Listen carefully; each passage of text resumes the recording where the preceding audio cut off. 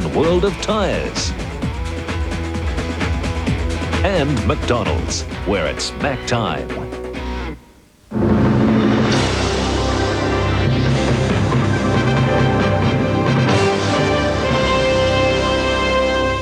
Here we go.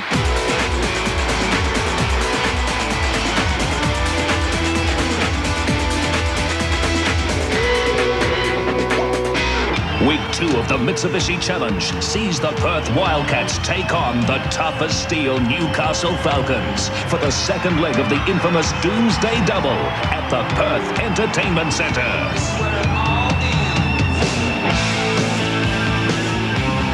And the second leg of the Doomsday Double is arguably the toughest. And when you've been beaten by 32 points the night before, it is even that much harder. But that's what confronts the Newcastle Falcons here at the Perth Entertainment Centre tonight. Hello and welcome. Tim Gossage with you with more Mitsubishi Challenge action. And it really was a bad night for the Newcastle Falcons in Adelaide, beaten by 32. Tonight, up against the defending NBL champions, the Perth Wildcats. And John Gardner, the expert comments man, on the face of it, Perth will win this easy.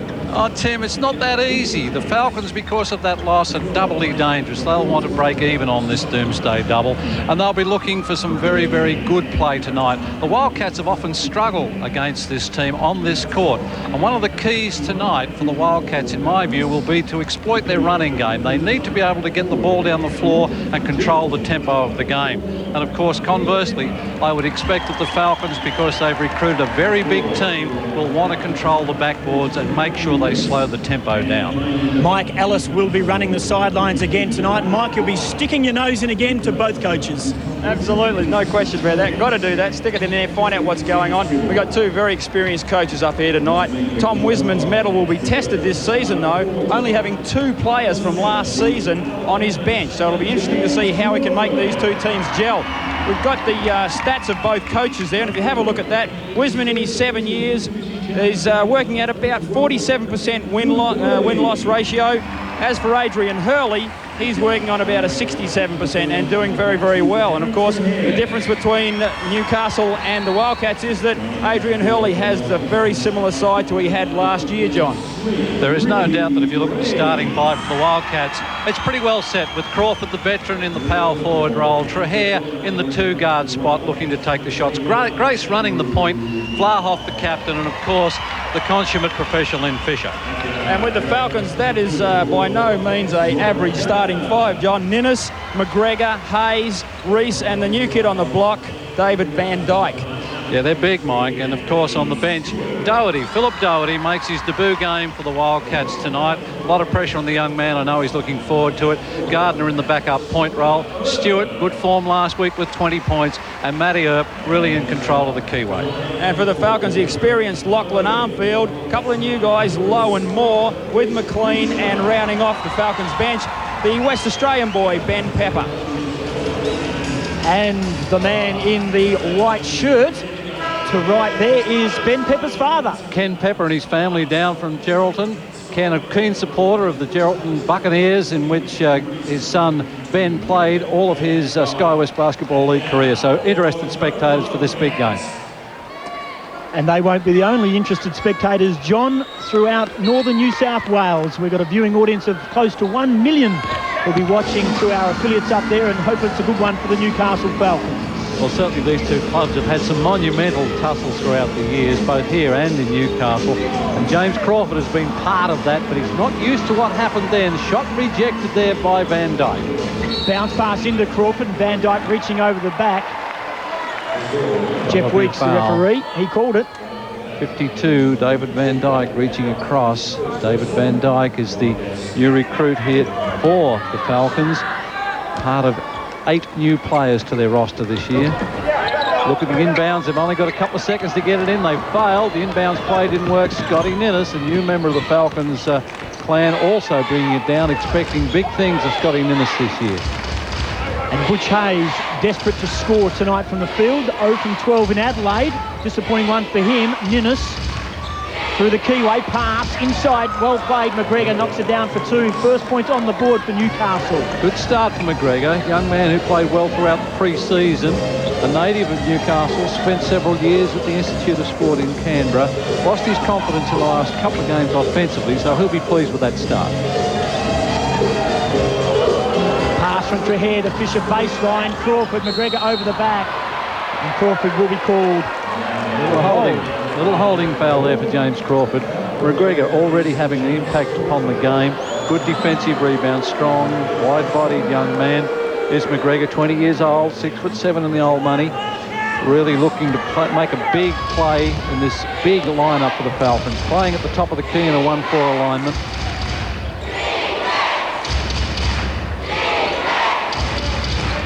Hayes looking to go inside to Van Dyke, posting up strong. Reese calling for it, other side of the court. Van Dyke, little floater, knocks it down. Good start, David Van Dyke. Newcastle 4, the Wildcats yet to score.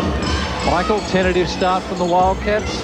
Here's a little bit. Actually, I was just looking at Van Dyke. He's got a nice little touch there. It's a nice pass from Crawford down low. He drew the double team. Grace cut through, and he hit him underneath there. So nice play from Crawford. That's a little bit more what they needed, John. What they were doing, they just all seemed to be a bit stagnant to start with. They're just sort of waiting for someone else to do it.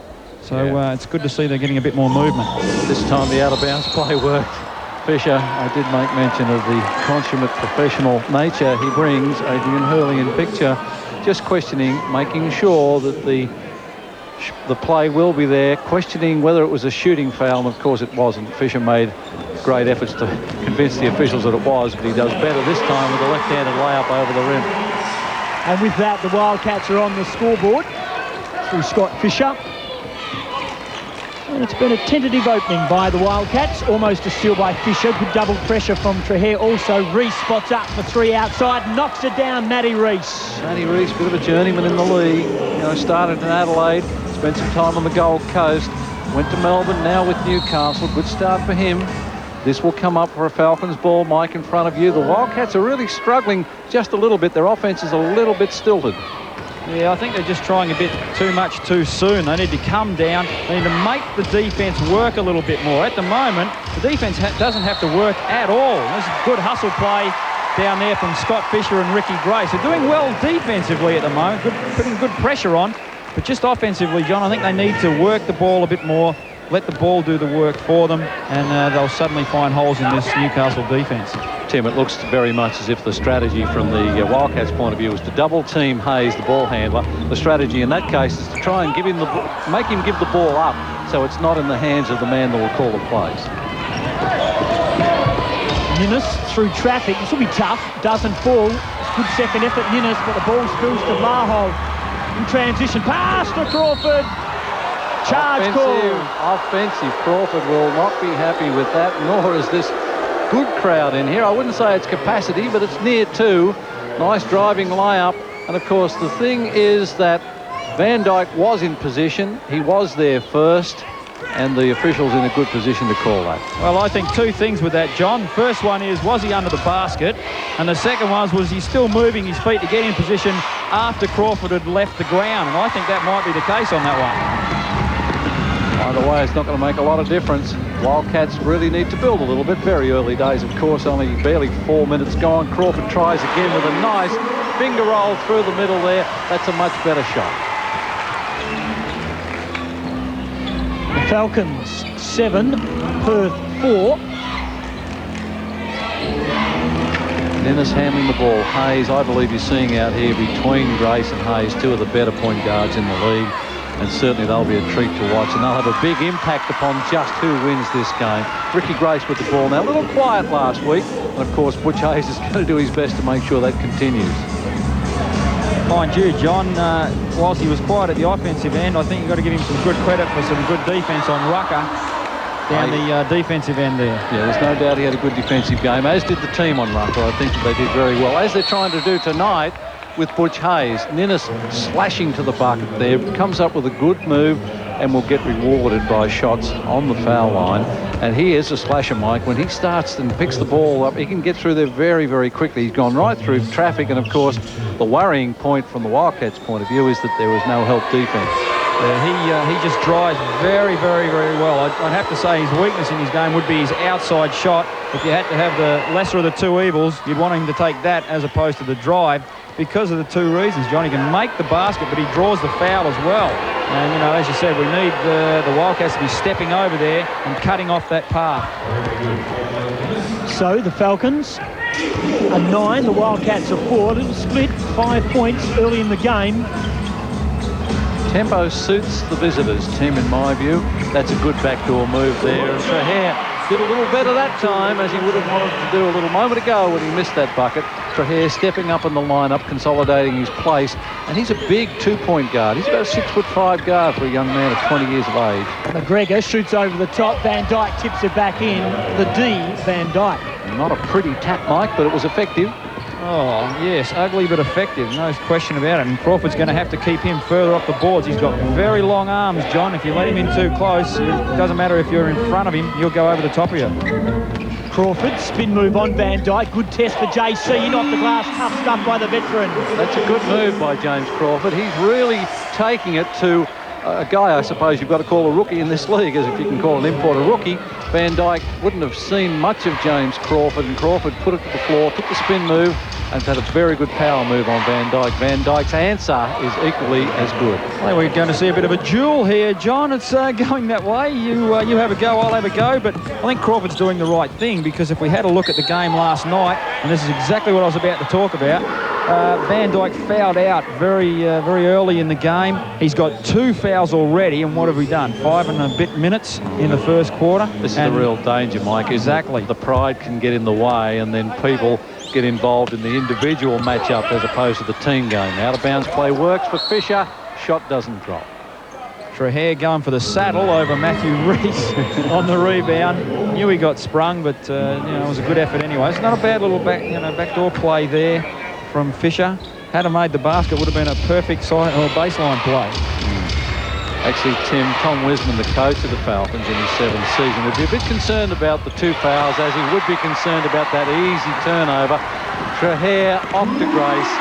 Easy as you like. That's the way the Wildcats like to play, and that's what can hurt you, but they're still trailing by 3. 6.5 minutes left, first quarter. Reese has already knocked down 1 big 3. McGregor through traffic. Tough stuff that. Foul will be called against the Cats. Interesting situation there. McGregor posted up. About an intermediate post situation. Ball goes in. Good entry pass by Reese. Steps across. Fisher makes the push, and Trahair's in the good position. We have a timeout at the Perth Entertainment Centre. The Falcons 13, the Wildcats 10. Loose in Hollywood. And look who she stumbled across. Dr. Quinn, medicine woman. Everything here's fake. Even the John in your clinic over here. It looks real. It's 6:30 and hilarious new nanny. Then at 7 from Little Angel. Mickey threw a rubber finger at the shop teacher. To Devil in a school uniform. He's 11 and he has hair growing on his lip. So did you. Meet Mickey, the pint-sized whore. My foot is stuck to the chair. Hudson Street, right after the nanny, Sunday on 10. English?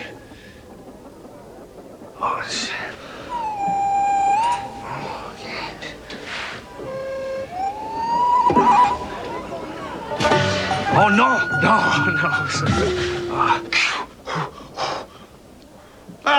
Coca-Cola. Yes, Coca-Cola. I'll have Coca-Cola, sir. Sorry, this is a hardware store.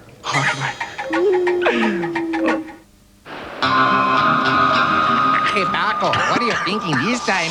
I am thinking of a burger, a chicken burger. Chicken? Mm-mm. Tender chicken in crispy butter with sour cream and taco sauce. And we could shake again, like we did last summer. Someone should make a meal such as this. See, I think it's time.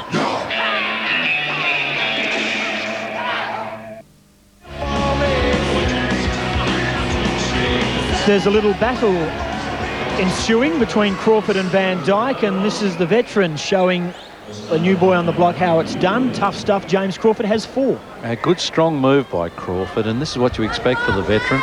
And of course, we were talking about this earlier. James is sitting and having a rest at the moment. And if you look at people like Crawford out there, he's not going to let Van Dyke come in here and do anything that he doesn't agree to. And we see a little change of strategy as McGregor makes his first with Stewart on the floor. They go a little bit smaller, Mike, and maybe a little bit more of the outside game. Well, that's right, and this is where I think you'll see the Wildcats try and up-tempo it a little bit more and get up and down the floor, as we saw that last break with Grace and Trahair. But two things that the Wildcats spoke about before the game was a nice drive by Vlahoff. Just took his time, had a look, opened up the floor, and then took Van Dyke to the hole. The two things that they're worried about were boards and being spread out offensively. And I think that's what's happening at the moment. They need to really work on both those areas at this point in time. Work on triangles, work on any sort of motion offense. It's got to be spacing as well as timing. But, Michael, it doesn't get any easier for Van Dyke, does it? Crawford sits down, and away comes Vlahoff operating. And there's Ricky Grace's first three-pointer for the match. And he likes those shots to work, and he ties the game up, 15 apiece. Yes, John, he's going to have a long night, I suggest, depending on who it is he wants to guard. There's a number out there, and there we go. He's going to have a break right now. They're trying, obviously, John, to match up with the size, with Van Dyke sitting down, Marty McLean in. Yeah, it's a good move. And I think also the thing we talked about earlier, you don't want Van Dyke, your import, to get another foul, Tim, in this early stage of the game, because then you're really looking down the barrel. And they can match up now with Crawford not being on. They can put a more mobile lineup on the floor and maybe spread the floor a little bit themselves, so people like Hayes, who can light it up from range, can do just as he did then. Butch will be feeling much happier now that he's sunk one from the field, and it was a three. So the Falcons are up by three. Another three. The reply from Stewart doesn't go. Transition. Hayes to Ninnis. One-handed dunk by Scotty. He can jump. No, not only jump, he can run. The road runner in him. He gets down so quickly, and if the defense is not aware of the transitional defense responsibility, Ninnis can burn you on the end of the break, and of course the Falcons know that, and they look for it. Margin is 5. Posting up strong. Vlahoff strong to the hole. Nearly too smart for himself then. He went up really strong, expecting to get a hit, and everyone pulled out. Good effort, but wouldn't you? Oh, absolutely.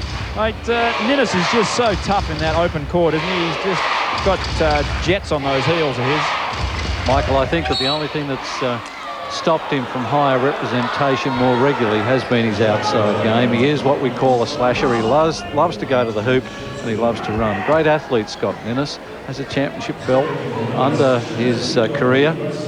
And if you look at the way he gets down the floor, he can elevate. Gets up high, throws it down.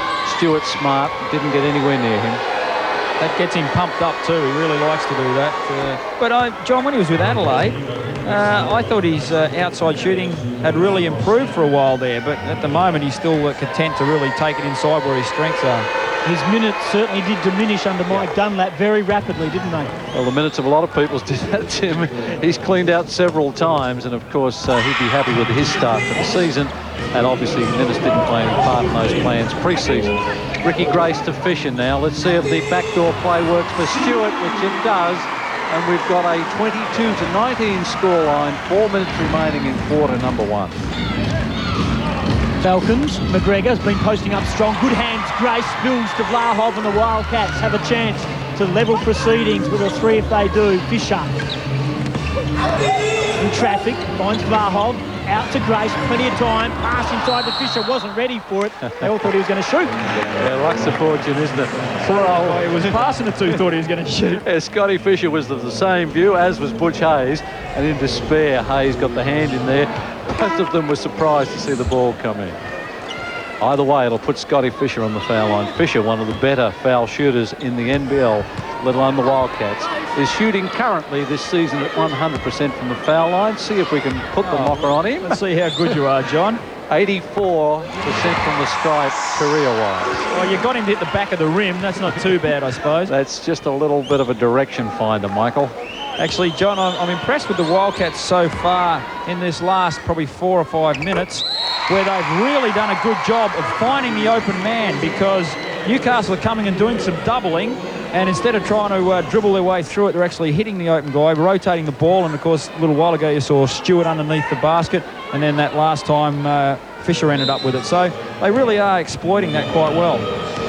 Interesting changes made. Matty Earps in the keyway now, and Ben Pepper, the man from the Skywest Basketball League, played last year with the Geraldton Buccaneers. comes onto the court for the first time. No, I'm sorry, he is awaiting a sub. His head's very similar to Lockie Armfield's. I can see that, John. Well, yeah, all of them are pretty similar. Yeah, I think they've got a very cheap rate at the barbers somewhere. Lockie Armfield in, former Canberra Cannon. Ben Pepper sitting, biding his time in front of the subs desk. Here is Armfield. He's going to be anything a couple of years ago. Little floater in off the glass. Well played, Lockie Armfield. Yes, he certainly showed a lot of promise with the Canberra Cannons. Fell from favour. His game dropped away. And we've got another debut man coming on before that man in picture, Phil Doherty, a member of the silver medal award-winning team for Australia at the World Junior Championships. Makes his debut, first time on the court for Phil Doherty. Falcons still lead by 3, 24-21, closing in on 3 minutes left first quarter. Stewart off the screen, long three! Good start by Stewie. Has been under some pressure to regain that form that was so instrumental in his being recruited from Hobart last season to join the Wildcats, and he was good from range then, and he's worked hard to rediscover that this year. McLean had a look and didn't like what it saw. Stewart off the rebound finds Grace on the wing, looking for the open man. Little stutter dribble, tries to find the trail of Vlahoff, not so successful with the layup. I'll get it. Well, anybody will get it except the people in front. Vlahoff's down, had a tumble. Vlahoff nearly got it. Dave Ellis has joined Mike Ellis. Both of them have no claim to each other, I must quickly No add. relation whatsoever, thank you. Andrew Vlahoff almost cleaned up 12 town and country cheerleaders. Their eyes all lit up for a while there. Butch Hayes with possession for the Falcons. 2.5 left. We're all tied up here at the Entertainment Centre. Off the dribble, Hayes, tough bucket, 2 points. That's a good move. Hayes going very close to the screen, hitting the high post man, really slashing, dropping the man defensively against the screen. Just enough time to get up and elevate for the jump shot. He looks in good touch tonight, and that's the mark of a champion. Did not score a field basket last night in Adelaide. I was talking to Tom Wisman earlier tonight, and he said that wouldn't happen again, and it hasn't. Well, you wouldn't expect it to happen again with someone like Hayes, and to be honest, you wouldn't expect it to have happened in the first place, John. But you know, Brett Maher did do a good job. How much you can credit that to Brett Maher, I don't know, but I'd say a good percentage of it. Butch certainly wasn't feeling all that flash last night, obviously, and he's come back to play tonight. Yes, I think the swarming defence of Adelaide got to Butch Hayes, and he will, and as we have said, has come back. Little tactic here with the Falcons sending 2 of their transition players down the floor, trying to put a little pressure on Stewart's foul shot. That hasn't worked. Armfield has to come back to get the inbounds play, and we're settling down to a very even struggle. 26 apiece with 2 minutes remaining before quarter time. Be a hand foul, I would think, foul on Doherty, I think, yeah. Reaching in with the hand foul across there. One of the, there's Tom Wisman in picture, of course. He'd be happy with this start. He'd be happy to contain the first quarter. The officials this year are a lot stricter on the interpretation of hand fouls and are penalising people for reaching in and making contact with the player. I can honestly say I didn't see all of that replay, but I couldn't see Doherty anywhere. No, Doherty actually has been pinged for the foul for pushing Hayes out of the play, actually just out of picture there. Okay. So, and that's why Butch is on the line, or shall we call him William Floyd Hayes? You call him what you like. With a haircut like that, he can be called anything, I think. That's his real name, William Floyd Hayes. On the transition, the Wildcats. Fisher drives strong, pulls out, they stay away, pulls up. The old head fake, everybody clears away, and he said, why not? Certainly not the best man to run away from when he's got the ball within shooting range. No, that short corner is deadly. Hayes' shot is short. Wildcats have a chance to take the lead. The score is 28 apiece. Inside the final 2 minutes, 3 for Grace, doesn't go. Fisher hand in, it'll be a Falcons ball. Yeah, that's a rush shot. He wouldn't be happy with that shot. There was no pressure on him with the shot clock. And of course, maybe the success of the earlier one had some influence upon his selection. Armfield with the ball, rubbing off Pepper on the high screen, looking to get it to the wing. They'll look for McGregor underneath, or Armfield at the top as he comes up from the screen. McLean in the corner, he's regularly... oh, dear me, that's a second on Doherty. And I suspect it will send McLean to the foul line, and he'll have 3 attempts by virtue of the fact that he was fouled outside the three-point line in the act of shooting. He will have the chance to make the 3 that the official may think he was robbed of by the foul. Underneath 1.5 minutes to go in the first quarter. One of the originals, Tim, McLean. One of the 2 remaining people from last year's roster. And the other being, of course, Butch Hayes. Butch Hayes. So he must have liked something about this boy. Yeah, and I think he likes that he gets out there, never says die. He can hit the outside shot, and he's a real scrapper. Fisher bringing the ball up, hands off to the regular point. Ricky Grace now setting it up with 1 minute 16 remaining in the first quarter. Looking to go off the screen, set by Fisher. Back to Fisher at the top. Grace with room to move. Will he take the baseline? Yes, he will. By virtue of the hand foul, Wildcats get possession once more with 1 minute and 3 seconds remaining. Double substitution for the Wildcats. The skipper back in. Also Aaron Trahair and Doherty and Grace sit down for probably the final minute of the first quarter. Okay. Phil Doherty, no doubt, has experienced how hard and fast NBL basketball is. Vlahov open, over the top of McLean. Well done, McGregor, puts it on the floor. That could have been a spot of bother for him. He just lost control, of course, and he was let off the hook somewhat by Fisher's hand foul. And by virtue of the fact that that was the 5th team foul for the Wildcats, McGregor makes that long walk from foul line to foul line, and he gets a chance to put his team further in front. They're currently leading by 3. This, of course, if he makes it, will also give them the last possession of the game as the Wildcats need to come down and take the shot. 54 seconds remaining. First one successful, McGregor. John, it'll be interesting to see with this situation whether or not the Wildcats go for a 2-for-1. Yep. And what basically that means is they come down, take a fairly quick shot with about 45 left on the clock, or about 40, and that gives them the last 5 or 10 seconds to get another shot up. Yeah, you'd be inclined to go early on this, Mike, but of course the Falcons may have some say in exactly what shots you get. It's a 3-pointer from range. Wasn't all net, but there was enough net there to make it successful.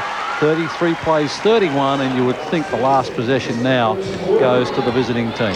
Stewart now has 10. He's the only player in double figures. Fisher has 6. Van Dyke sitting down. The Falcons has 6, along with Ninnis and McGregor, and Hayes has 7. So a good spread of scoring for the Falcons. Excellent spread of scoring. They'd be very happy with that. Armfield looks to find Pep, a little jump hook, not successful. Earp, and of course, frustration somewhat upon Ben Pepper missing the shot, and of course that often happens with a young player. They get in after the missed shot, and they are so anxious to get it back that they simply foul the player who has the ball. That'll send Matty Earp on the reciprocal walk, and Matty Earp's had a good form this year, Tim, from the foul line, so we would expect that Matt could do fairly well from here. But of course it should, Michael, give the Falcons last possession again. Well, exactly. They've been toing and froing. It wasn't quite how they expected it to work out, but it's worked that way. So, yeah, Pepper, just a little bit of experience there, but hey, that's what he's here for. So Earp rubbed salt into the wound to Ben Pepper. Had to use it early before someone else did. Armfield. Oh, what did you mean by that, Tim? For 3, Lockie Armfield doesn't go. Shot a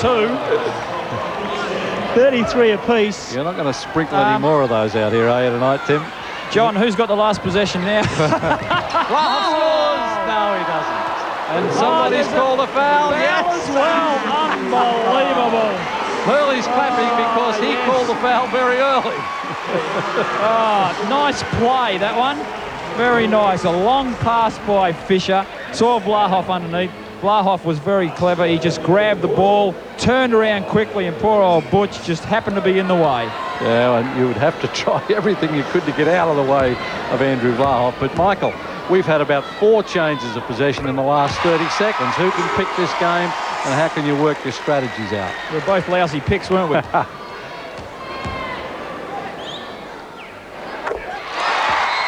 It's quarter time at the Perth Entertainment Centre, and the Perth Wildcats lead 35-33. That's right, folks. It's not 9 inches. It's the all-new foot-long chicken roll from Chicken Treat, with 3 extra inches absolutely free. The all-new foot-long chicken roll with 30% extra at the regular price.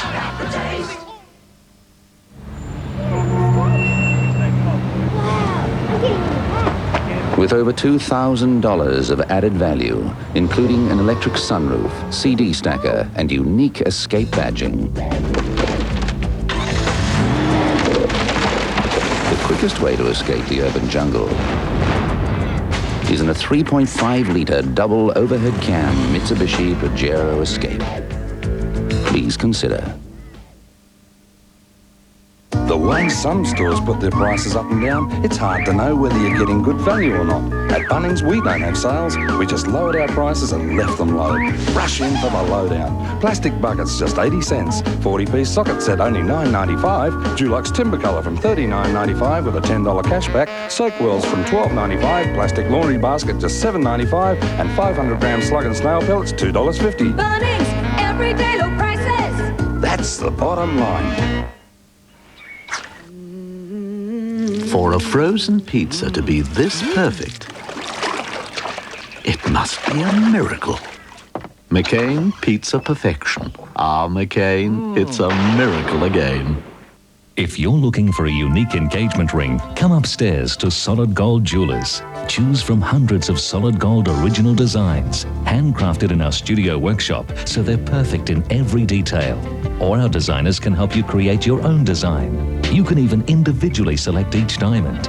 The choice is endless because we can make any engagement ring your heart desires. Remember, if you want the best, it must be Solid Gold. Solid Gold Jewelers, above Dimmicks in the Hay Street Mall. When your car sounds like a bulldozer, it doesn't mean your whole exhaust system needs to be replaced. 7 out of 10 times only the muffler is worn. So why pay for the engine pipe and tailpipe? At Ian Diffin's you don't, and save at least 40%. With these vehicle performance specification mufflers, manufactured exclusively for us, our highly trained technicians can easily and expertly fit a new muffler into your existing system while you wait, saving you time and 40%. At Ian Diffin World of Tyres and Mufflers. Australia's favourite flashbacks. Harrisville Council opened this speedway at Henson Park near Sydney to keep the scooters off the road. The youngsters think this speedway is a great idea. Great fun, scooters, but a great danger in traffic. Imagine if that spill happened in a busy street. But what about the girls? It teaches future wives to put their foot down. The prizes are popular too, boxes of sweets. And they're the only things that go faster than the scooters. Australia's favourite flashbacks were brought to you by Sorbet.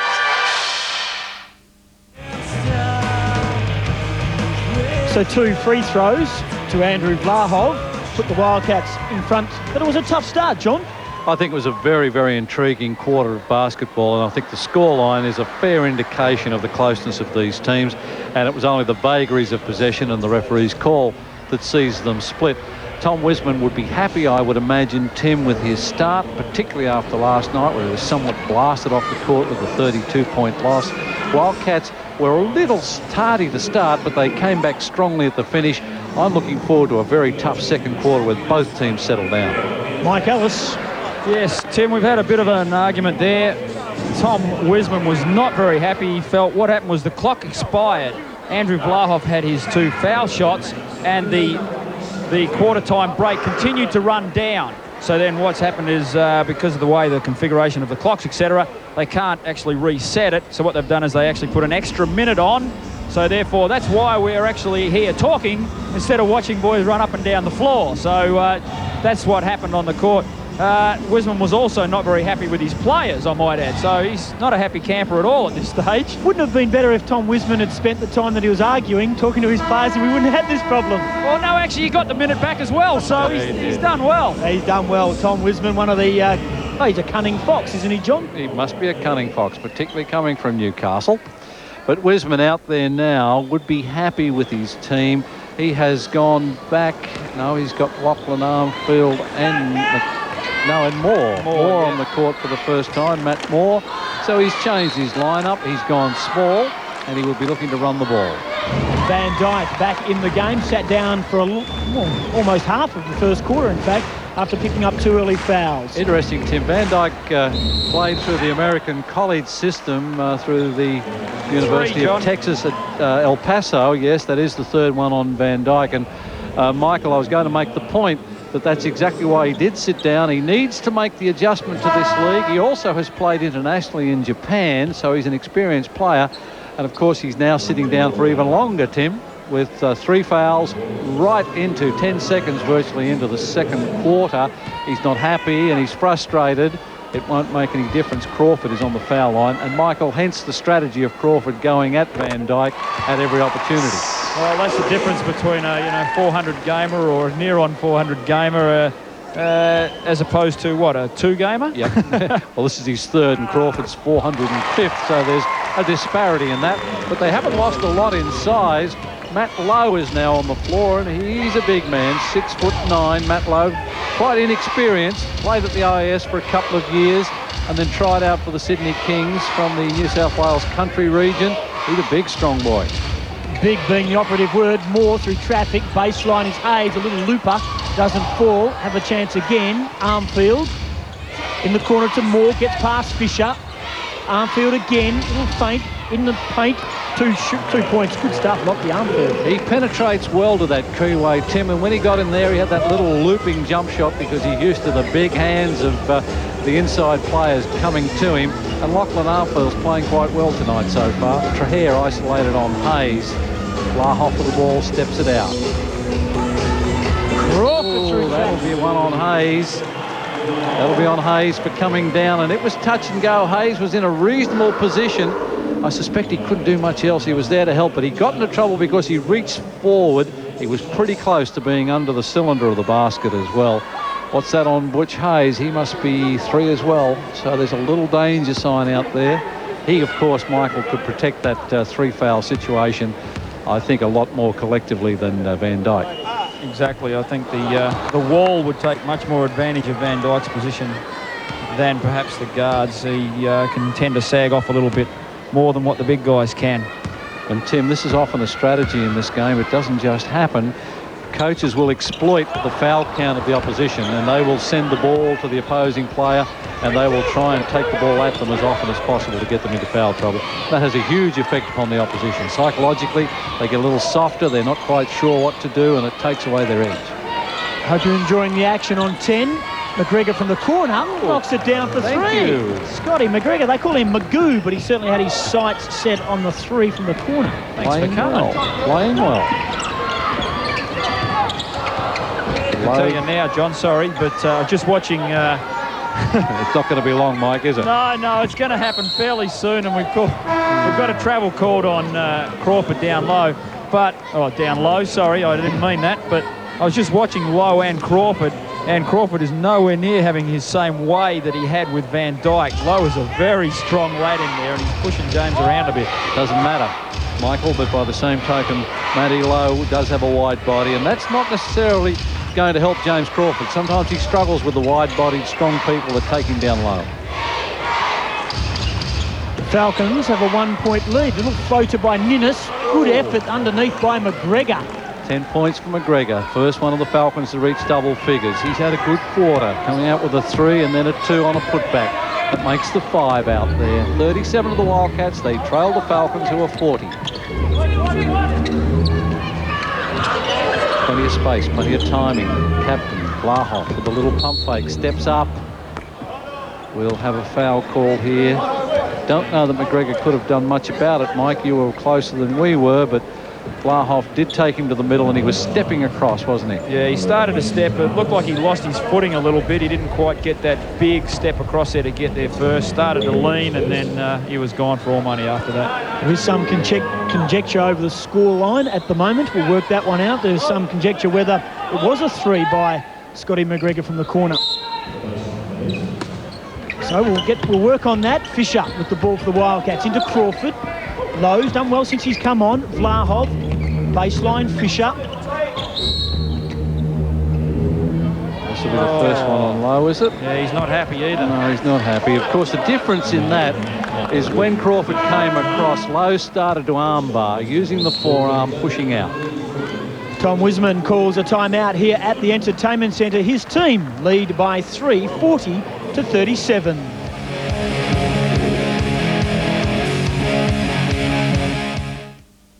When someone you love dearly is gone, She's dead. and you're left behind to pick up the pieces. I'm not crying at her stupid funeral. She can just forget it. How do you deal with it? It's just a waste. How do you cope? You do Do not drink and then get behind the wheel. How do you learn to love again? I don't want to love anyone, and I don't want anyone to love me. For some, it brings about anger. I hate her for it. Others just realize how precious life is. I want to give her mom's ring. A very special episode. Will you marry me? Party of 5, 7:30 Sunday.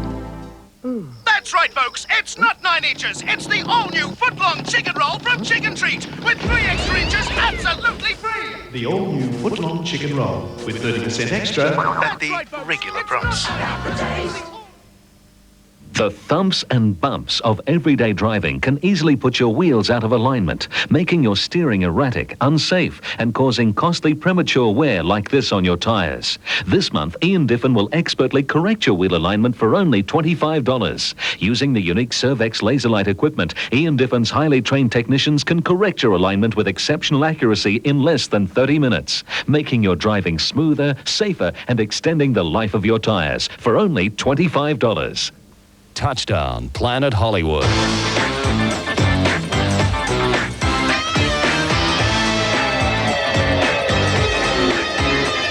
Entry forms in this week's Who Weekly, and keep watching Party of 5. Referee John Gardner, was it a 3? Well, I thought I saw the officials take the 3 and signal with the 3 points that went up in there. He certainly looked to be beyond the 3-point arc. You can start from beyond the 3-point arc and finish inside the 3-point arc after the shot is taken, and it counts as 3. So the score stands as 40-37. The Falcons leading by 3. Well, if it wasn't a 3, John, he wears size 37 shoes. That's all I can say. But just listening to Wisman, he went over and had another talk to the officials at that timeout. Then he's come back and spoken to his players and said, guys, you've got to keep your hands out. So that's what they're calling. So we got to play that way, which is a smart way to go. That's all you can do. Only way to go, Michael. There's a long lead pass from Trahere to Vlahoff. Vlahoff stumbled a little bit, but recovered as he can do with control of the ball. Nice pass. Let's see if we can pick up the defense here from the Wildcats. It may well be a 2-3 zone. Let's see if we can follow the cutter. It appears to me that the Wildcats have gone to a 2-3 zone, and maybe they're looking to send the Falcons to the outside perimeter and see if they can score from range. Ninnis in off the glass. Vlahoff rebounds. Grace. Oh, great dish. Fisher. That's what the penetration can do for you. As soon as Grace was able to penetrate and draw the defense, Fisher had all the space. And we've got a 1-point lead now to the Wildcats. 8 minutes remaining in the second quarter. Wildcats looking to make sure they run out of this zone by getting the good rebound. Armfield on the baseline. Little stutter dribble goes up strong and hard off the glass for a good 2-pointer. I think you've got Hurley down here begging the question, how does he get all the way from outside to the paint? Look at this pass from Grace. What a great pass. And it's all about vision, John. Yep. Great vision from Grace, but very poor defensive vision from the Falcons. Yeah, there's no doubt that it is about vision and penetration. And of course, that's what gives the problems to the defense. If the defensive player on the ball lets the man penetrate, then the inside situation works against them. Looking to put the ball at the top to Trahere. Good range, hits the front of the rim. Swish! That's why they work out here, Michael, isn't it? Exactly right. It's all up there. You might as well use it. Yeah, that's a situation that does not help. Absolutely. Look at this. Flame came up with a foul in that play phase. So the big 5-point play, John. Yep, 5-point play by virtue of the 3-pointer successful by Trahere. The foul away from the ball, which stands alone on Fisher. And of course that sends Fisher to the line because that was the 15th foul of the Falcons. So it can be a 5-point turnaround. How critical in a close game. That can really hurt you. And there it is, 5 of the best. We've only had one miss from the line, too, between these teams tonight. The Wildcats 13 of 14 and the Falcons are 13 of 13. Good double-team baseline by Crawford and Vlahoff, although the Falcons have a second effort. Nice defense the Wildcats are employing here. This little 2-3. They're doubling down at the short corner, that short corner where the keyway intersects with the baseline. If they can isolate the man with the ball there, they'll double team him and try and have him cough up possession for a turnover and run out of it. Hayes, Armfield at the point. Looking for help, McLean in the corner. Pass inside to Hayes, had to be quick. McLean gets past Crawford. Good pressure by the Wildcats. They run out of time. Great stuff by the Perth Wildcats.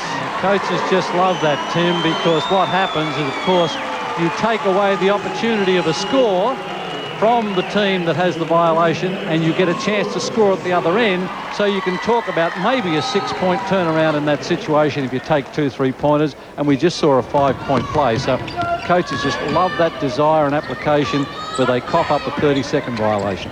Johnny nails a 3 here. It's an 8-point run in 2 plays. It's not a bad effort, is it? Good call.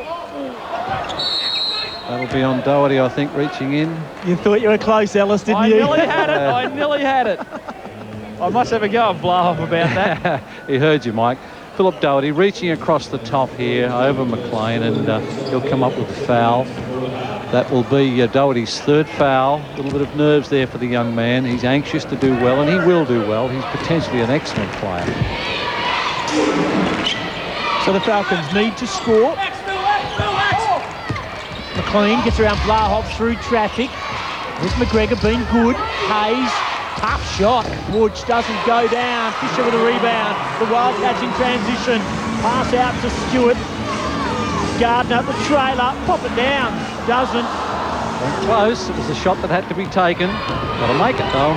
Hayes on the transition, pulls up for the jump shot. He comes up a little bit long. Doherty with the ball. Now the Wildcats need to slow it down a little bit. That's what the coach wants, John. Yep, needs to slow it down. Can't run out there. There's a 4-point cushion. This is when coaches talk about building on leads. Getting this 2, making a stop at the other end. That's a 4-point buffer. That won't count, of course. As good as a shot, though, John. Yep. He's got him at the foul line. Good pinch by Blahoff. He stepped right in there, pinched his man, got him on his back. We have a look at it here. And a good pass by Fisher. He's given it a nice little bounce pass, low enough to get away from the defence, but make the player on Blahoff think he's got a chance of getting it, reach over there and get the foul. Well, I suspect at this stage of the game, halfway through the second quarter, the Wildcats are well served by going inside, either to Doherty, Fisher or Blahoff, and exploiting their power game. That puts a lot of pressure on the team that's playing defence, particularly if you remember the Falcons are already in the bonus situation on foul. Any foul against the Wildcats will send their player to the foul line. The margin is 5 in favour of the defending Mitsubishi Challenge champions, the Perth Wildcats. The Falcons in the second leg of a doomsday double. Hayes, foul will be called on Stewart. Which Hayes just slithered around the baseline there with a little hand dribble, and Fisher came down, of course, expecting the help to come from the baseline. Doherty was behind and being held well by Lowe.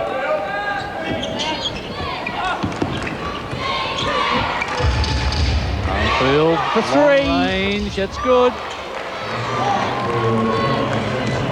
Back to 2 the margin, 5.5 minutes left in the half. So the Falcons, although it seems to have certainly gone the Wildcats' way, they're hanging in there, the Falcons just down by 2. There's not a lot in it, of course, here. Wildcats looking to go inside with their ball. They find Blahoff on the baseline, off the glass. That's the move. Patient on the offense, finding the right man. It's one of those games, John, where, there we go, Laughlin's feeling it. Didn't feel that one too well, mind you, but wasn't so smooth with that film. No, not at all. But to me, it looks like the Wildcats seem to be scoring easily. The Falcons are struggling to score, and they're going to make it a lot easier now because Stewart's just coughed the ball up with a travel.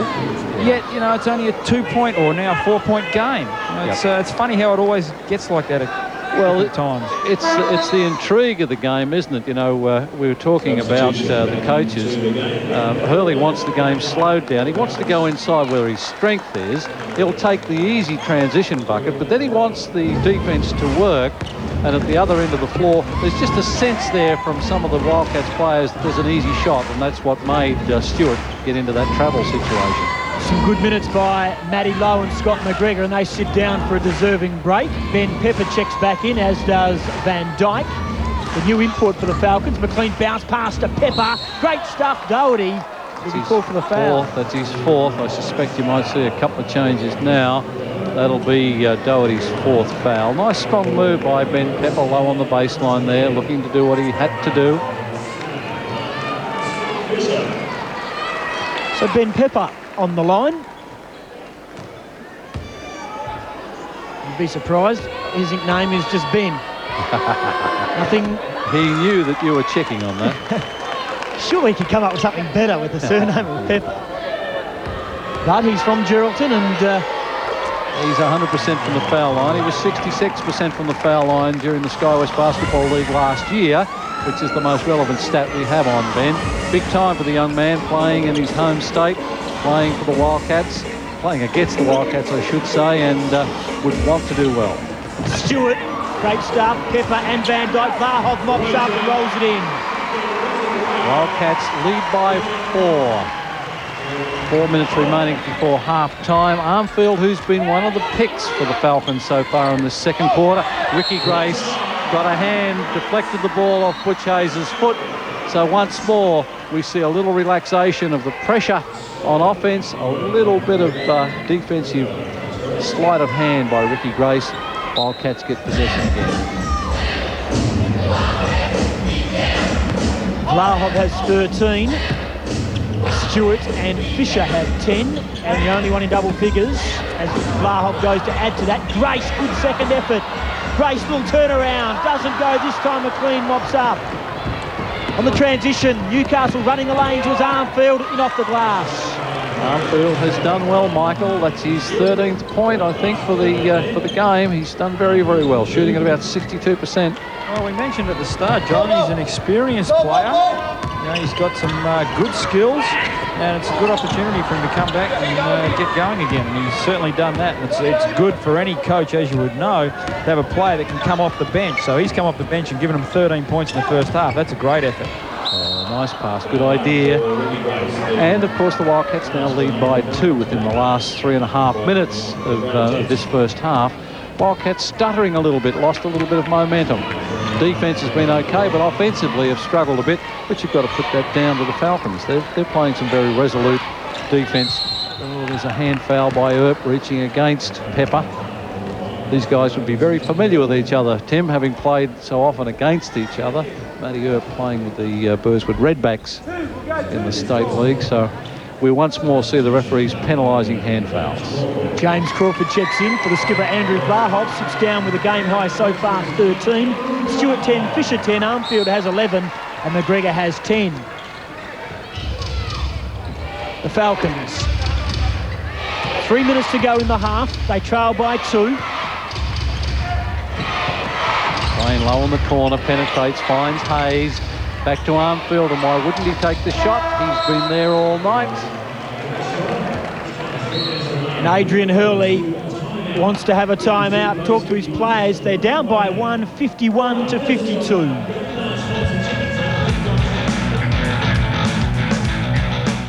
Monday, Jim Brown explores the archives in Canberra and discovers a treasure trove of Australian history. People are welcome to come here and look. Peter Werrick compares and contrasts the 6 major four-wheel drives. Everybody has their own opinion about what suits them. Tonya Todman transforms a 4-poster bed into a romantic stream. It's very long-lasting and will look beautiful. Lynn Talbot joins the family fun and music of a vineyard concert, while Ian Hewitson turns prawns into a tropical treat. Perfect for almost every taste. Healthy, wealthy and wise. 7:30 Monday. That's right, folks. It's not 9 inches. It's the all-new foot-long chicken roll from Chicken Treat with 3 extra inches absolutely free. The all-new foot-long chicken roll with 30% extra at the regular price. When your car sounds like a bulldozer, it doesn't mean your whole exhaust system needs to be replaced. 7 out of 10 times only the muffler is worn, so why pay for the engine pipe and tailpipe? At Ian Diffins you don't, and save at least 40%. With these vehicle performance specification mufflers, manufactured exclusively for us, our highly trained technicians can easily and expertly fit a new muffler into your existing system while you wait, saving you time and 40%. At Ian Diffin World of Tyres and Mufflers. Just Spectacles for all your optical requirements. And at Just Spectacles, you can buy one pair of glasses and get one pair free. Buy one pair and get one pair free. Now you can have stylish spectacles to suit any occasion. Just Spectacles for all your optical requirements. The Falcons 52, and much of the reason is by Lockie Armfield there, yeah. John. He's got 14. 14 points at 67% at the other end of the floor. Andrew Blahoff has 13 at 45%. Wildcats shooting at 53%. Newcastle Falcons shooting at 50%. So in all aspects, as you would imagine by the scoreline, these teams very evenly matched. Stewart. Grace now has control. Crawford on Pepper. Decides to get to Stewart, and what a good selection that was as Stewart drills it. Wildcats take the lead 54 to 52. And he now has 13 in the Wildcats.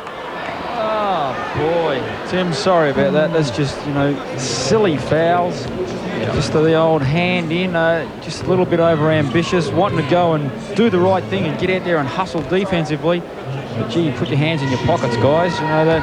And Hurley pointed out at the break, at the last time out, that, you know, he said we had the Falcons 5-1 in the foul count. He said we've come out, giving them little fouls all over the place. Now it's 5-all. It's just silly. Been all hand fouls, Mike. A case of quick hands and slow feet sometimes. You know, they've got to get the body in position. Officials will allow the body contact. Ooh, they run the risk of an inbound situation. That's exactly what's happened. They've got 5 seconds to inbounds the ball from the baseline. If they don't do that successfully, there's a violation. They've given up possession. The opportunity now goes, with the new shot clock, of course, to the Falcons. We talk about turnarounds. There could be another 3 to 5 turnaround, dependent upon the conversion rate here. Lowe steps around the defence, gets a second effort, in off the glass. Well played, Lowe. Hits his first points for the night. Did it well. Strong body, put the body up first, protected the shot, and there was very little the defence could do, and the Falcons lead by 1. Adrian Hurley, I don't think we'll be too impressed with this little stanza of the game. Grace, shaped to shoot, decides to pull it out. Screen set by Crawford. Grace, baseline, little floater, foul will be called. Gee, it opened up, didn't it, Mike? A little stuttered dribble, little hesitation, defence turned the head, vision wasn't good, and Grace went through on the baseline. Well, they were always going to hurt with that one, John. You know, the big screen there, what happened big on little. Ricky's had a look, he's got Pepper on him. Pepper being 6'9", Grace being 6'1", and a tad quicker. He's always going to take his time and take him to the hoop, isn't he? He sure is. And of course he now goes to the foul line. And Ricky Grace is not too shabby. He's 100% so far this year. Sorry, John, 1993 played with the Atlanta Hawks. That's a long time ago. Yeah, you were just a lad, Tim. Just a lad. So are you, John. Goes quickly, doesn't it? Oh, I wish. Ricky Grace puts the Wildcats up by 1, 56-55 inside the final 2 minutes of the half. It's been a tough half of basketball. The Falcons have certainly dished it up to the defending champions. Hayes double teamed. Well, good hands by Stewart. That's where the quick hands can help. Almost pulled it off. Hayes thought better of it. There's the experience. Didn't pull the trigger. Armfield looking to find somebody. Hayes will come to get the trouble ball. Here. Where's that 5-second count that happened on the baseline? Adrian Hurley is asking. Hayes, tough shot, it doesn't fall. It's a little more obvious on the baseline, unfortunately, and of course Ricky Grace is asking of the 5-second tie-up. I don't think the officials are going to want to go back to the replay at all. This here will be a pushing foul against Matty Earp. And we have 1:23 before half-time, 55-56. Wildcats leading by 1. Hasn't been spectacular, Tim, but it's been fairly intriguing if you look at the strategies. And when people talk about 1:23, thinking that that's not very long in basketball, what happened in Adelaide last night, Could John? be a lifetime. You know, 11, 12, 14 points are quite capable of being scored in that time. And Butch Hayes has put the Falcons up by 1.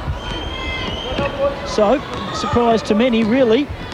Seems as though the momentum was with the Cats for much of it. Turnover, well done Armfield. 2 against 1. He has help from Hayes. Foul will be on Trahere. Professional foul on 18. That will also put Armfield on the foul line. He will take 2. Very little has come off the clock. We were talking about 1:23. And at this situation, there is 1:10 remaining as Trahere wasn't prepared to give up anything at that stage. And it wouldn't really have mattered if he'd have fouled earlier. Of course, they were in the bonus situation. Armfield on the foul line. Obviously good. 74% career-wise. Having a good night, isn't he? He's having an excellent night. You'd have to be happy with 16 for the half so far, wouldn't you? Yep, 16 points, 67%, 100% from the foul line. Some of us would be happy with 1. Grace. He'd be even happier with the fact that his team has a 3-point lead. Crawford, spin move. I think it'll be a travel. He did it so well, I suspect Michael, he should have gone right up and he would have got the foul his way. That'll go to the side, of course. And we are looking at a situation where the Falcons have the potential to go in at half-time, some 6-7 points up. Screen set by Lowe for Hayes. The shot was short. He gets a second effort. Counting down the seconds. Armfield. McLean loves this. That is why. Boy, they've had the lion's share of the ball this last couple of minutes, haven't they? And Adrian Hurley, as we said, wouldn't be impressed. His team's down by 6, 62-56. And Tom Wisman would be happy on the other side of the coin, John Gardner. Well, he's seen the opposition stutter. He's had the benefit of more possession by virtue of some fairly inept turnovers, and really has taken great advantage of that. Leading at this point by 6, he is in a position to make sure he now calls the strategy. Hurley, of course, has had to call the timeout to get his team back on track, make a few adjustments. Tom Wisman, in his 7th year, came to the NBL to coach the Gold Coast. Lasted there about a season and a half, and has been with the Falcons for the major part of his career. Very experienced international campaigner, and on replay you can see the reason for the timeout by Hurley. 7 points from McLean. He's shooting at 50% from the 3-point line, 50% overall. And if you look at the scoreline right now, the pressure's on the home club. That man in picture needs to get through the things that he wants them to do.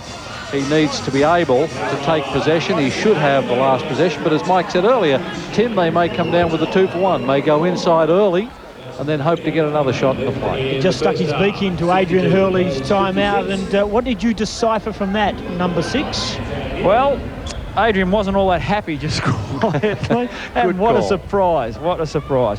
No, he was just mainly saying, you know, that we need to look after the ball a little better and get some good shots. And when you really think about it, so far in this quarter, the Wildcats have only put up 11 shots. And that is not a lot of points. You've got to shoot 100% just to make about 20-odd points.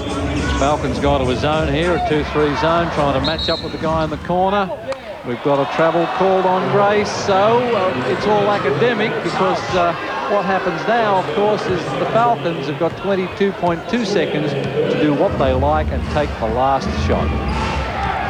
Leading by 6, which Hayes, I suspect, will spend most of this 22 seconds with the ball in his hand.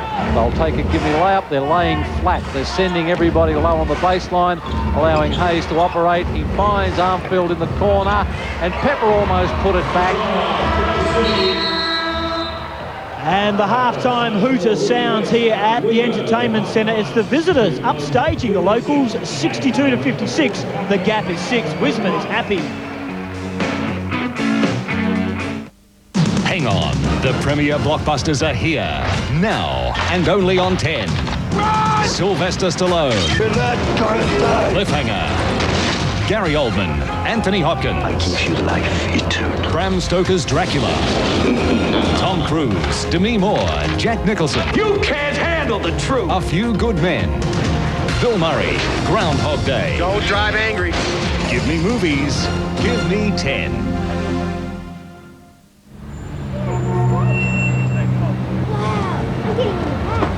With over $2,000 of added value, including an electric sunroof, CD stacker, and unique escape badging.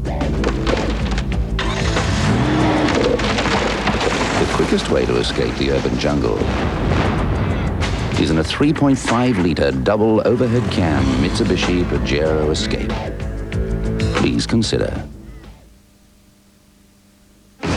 Lenny Nero is a dealer in other people's dreams. I am your main connection to the switchboard of the soul. But tonight, just hours from the 21st century, Lenny Nero is about to wake up. Give us the tape right now. To reality. This tape is a lightning bolt from God. From the creator of Terminator 2 and the director of Point Break, Ralph Fiennes, Angela Bassett, Juliette Lewis. Strange Days.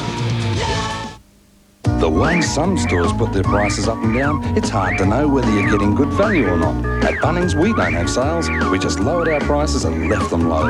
Rush in for the lowdown. Hatchet, $5.95. Plastic leaf and lawn rake, only $2.95. Krypton light lantern, a low $6.95. 600mm pine shelf kit, $9.95. Assorted Mother Nature's manure is $4 a bag, and 400-gram CRC is $4.95. Bunnings, everyday low prices. That's the bottom line.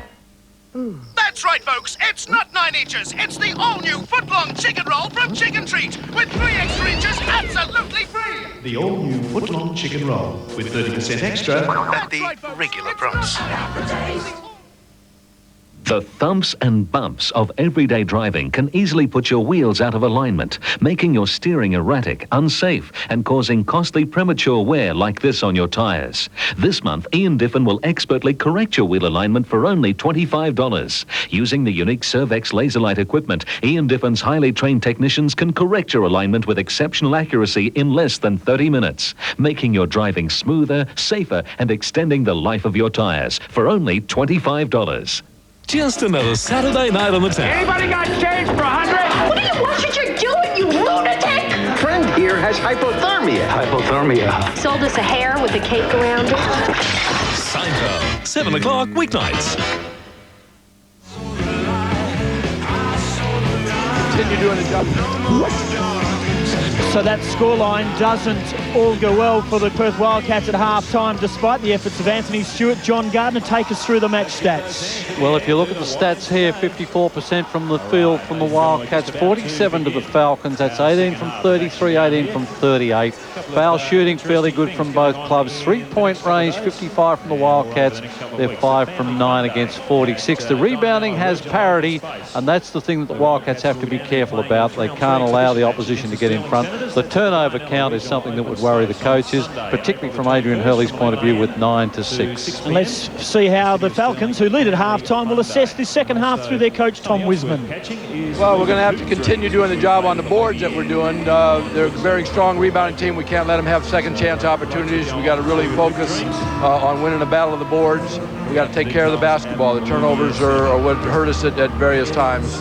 But the team's got to stay focused. We're playing a good team that we know is going to be tough, and we're in for a hell of a second half. Top scorers, Vlahov and Stewart. Good spread. Vlahov, Stewart, Fisher, as you can see there, and Armfield and McGregor. And Armfield had 14 of those in the second quarter. Adrian Hurley wouldn't be happy. He would have spoken to his players at half-time. This is what he had to say about the second half. Well, unless we start playing with a bit of intensity, a bit of effort, we're going to lose. I wasn't too happy with the team in there. I think we've played very sloppily.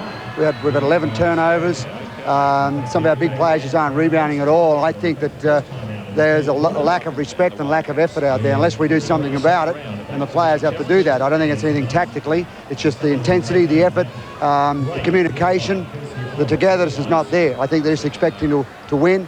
I think they should look at the scoreboard and realise that unless we do something about it, we're going to lose this basketball game. Them fighting words. Well, they have to be fighting words, and you're showing a little bit of frustration out there from the Wildcats coaching staff, and he saw his club lose the momentum from a quarter-time lead of 35 to 33. So it's ahead of the Wildcats, the job that is. It's only a 6-point margin, but Adrian Hurley wants them to lift their rating in all facets of the game. Mike Ellis.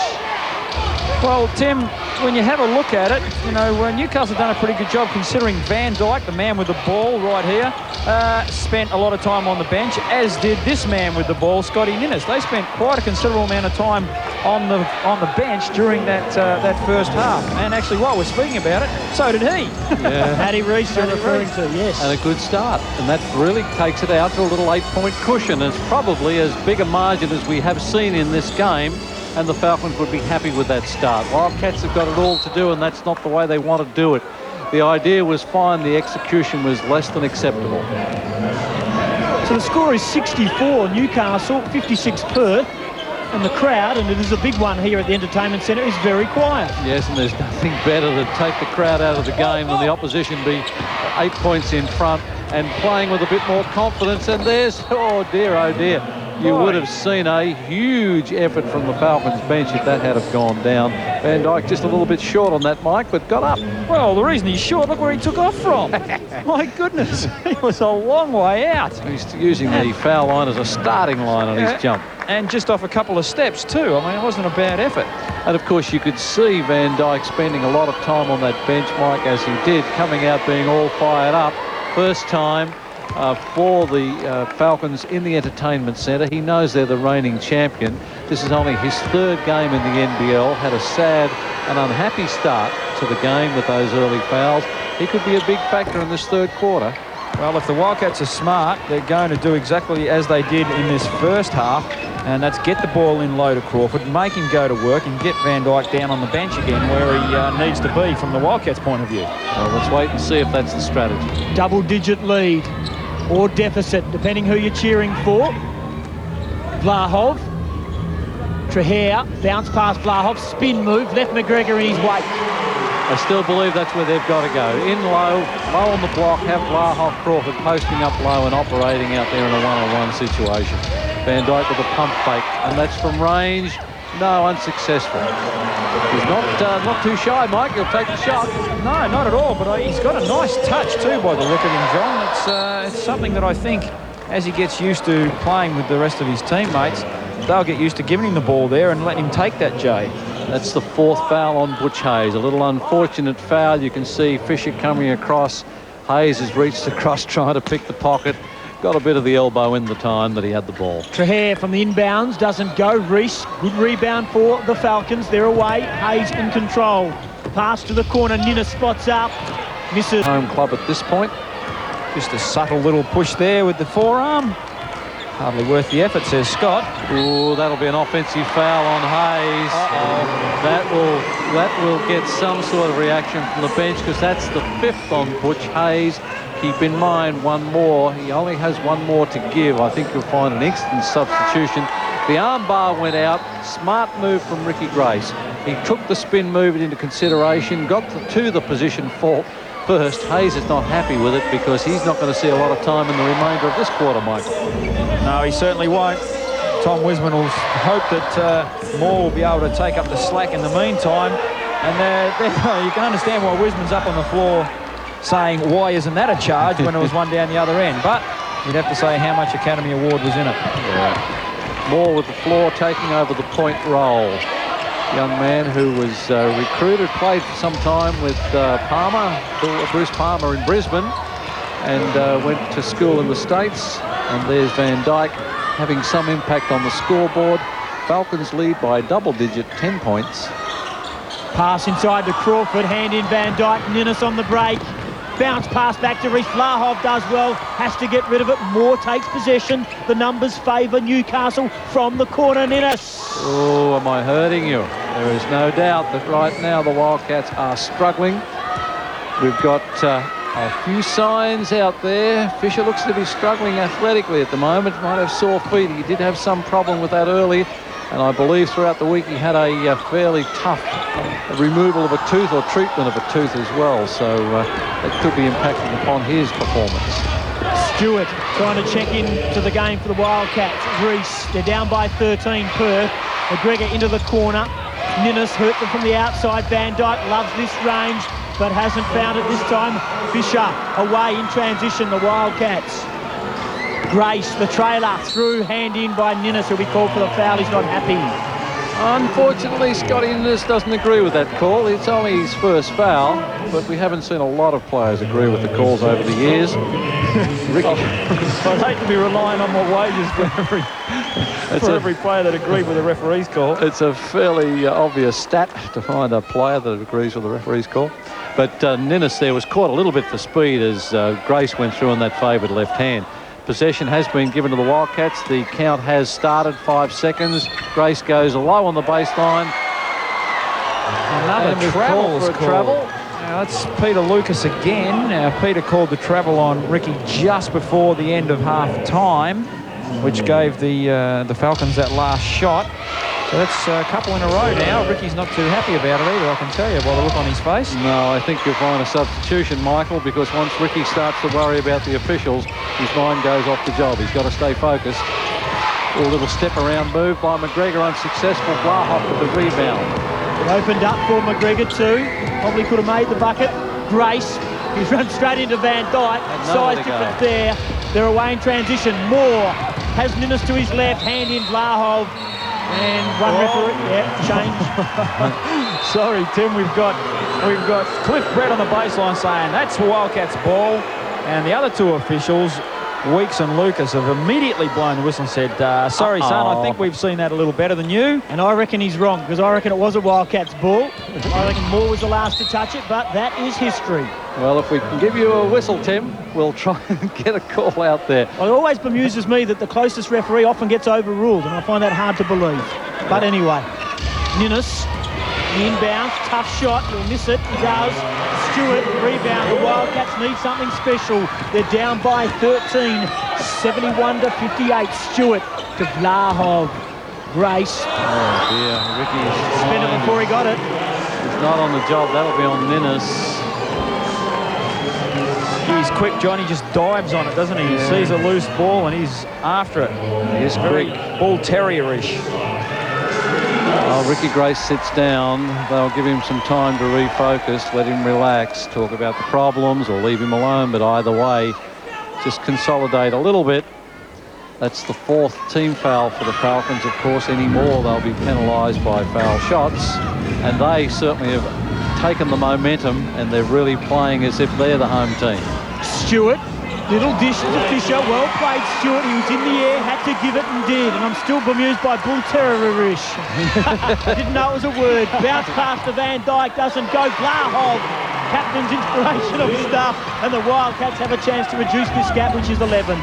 And Trahair, who's been quiet, finds Fisher with a little rolling jump hook. It doesn't work for them. That's not the execution they want. Wildcats will get back into this game by some good defence, stopping the penetration and offensively putting it through several sets of hands and going to their strength, which is their inside power game. Reese will operate on Stewart if he can, which he does. It hits the front of the rim. Vlahoff gets a hand to it, but McGregor cools it up and gives it to Reese, who finds Van Dyke, and Vlahoff will come up with an unsportsmanlike foul. Unsportsmanlike generally relates to the severity of the contact. Vlahoff is adjudged in that situation not to have played the ball, to have played the man. Adrian Hurley still has his problems. He's called a timeout. His team is down by 11. Andrew Vlahov trying to lift his team. The score is 71 Newcastle, 60 Perth. I can't believe it. Monday. So you're free? Yeah. See, I just got lucky in there with a girl. John Candy. Give this to your mother. And Maureen O'Hara. If I accept it, he'll think I'm easy. From the makers of Home Alone. Danny, I'm home. And Mrs. Doubtfire. Come to my bed. Comes a mother and son duo. Where are our breasts? You'll never forget. You're built like a 13-year-old boy. It's an all-star cast in a heartwarming comedy. Last we get to sleep together. 8:30 Monday on 10. Only the Lonely. Hey, Paco, what are you thinking this time? I am thinking of a burger, a chicken burger. Chicken? Mm-mm. Tender chicken in crispy butter with sour cream and taco sauce. And we could shake again, like we did last summer. Someone should make a meal such as this. See, I think it's time. Okay, we're going to turn the lights out. Now, judging just by the shape, what are you holding? A football. All right, a boombox. It's melon. Box of cereal? Oh, that's easy. Well, it was Coca-Cola. Century digital. 6.5 minutes left in the third quarter. The Falcons. This is Van Dyke. And he's sort of come out to play since half-time, John Gardner. Well, there's no doubt about that. Van Dyke, and we did make mention of it, will be smarting because of his lack of court time. He had 6 points at quarter time. He now has 10. He didn't play in the second quarter. He's having an impact upon this game, and the Wildcats are struggling just a little bit to contain him. He's actually having a bit of an impression down the other end too, John. He's making a couple of the guys change their shot. That little jump hook by Fisher, I think you'll find Van Dyke actually got a little piece of that. So he is a very, very big guy with long arms, and he's tough. He's playing very, very well. The Wildcats really do need to get him down on the bench again. But just listening to Adrian Hurley in that timeout, he said, look, I'm not upset with the effort by everybody. Everyone's putting in the effort. They're doing the right thing. But it's just the execution of what we're trying to do. We're not getting execution done. And he said the thing is, don't panic. I mean, there's a long time left in this ball game. We don't have to try and win it in the first 5 seconds, which is very, very true. Very, very important for clubs to recognise that. And the Wildcats are an experienced club, the reigning champion. They should know best of all that you just have to chip away at this situation and you get it back through your defence, not your offence. Falcons fans would be cheering. Reese from the corner, and that hurts. The margin is 16, and we've still got 6:08 in the third quarter to play. But Falcons fans throughout northern New South Wales will be enjoying this because last night their team were given an absolute shellacking by Adelaide, but now they're certainly dishing it up to the defending Mitsubishi Challenge champions. 32 points was the margin last night, and they shot abysmally. And tonight they've come out, and this is a game of momentum. They've taken the momentum from the Wildcats, and they're playing with confidence, and that confidence is working for them. That'll be an offensive foul, I would think.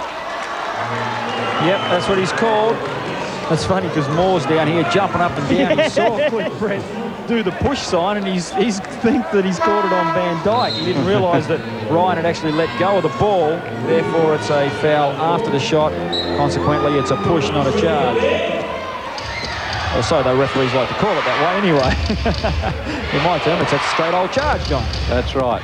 Moore with the ball now, looking to find Ninnis. In the corner is Reese. Moore getting some good minutes with Hayes sitting down with 5 fouls.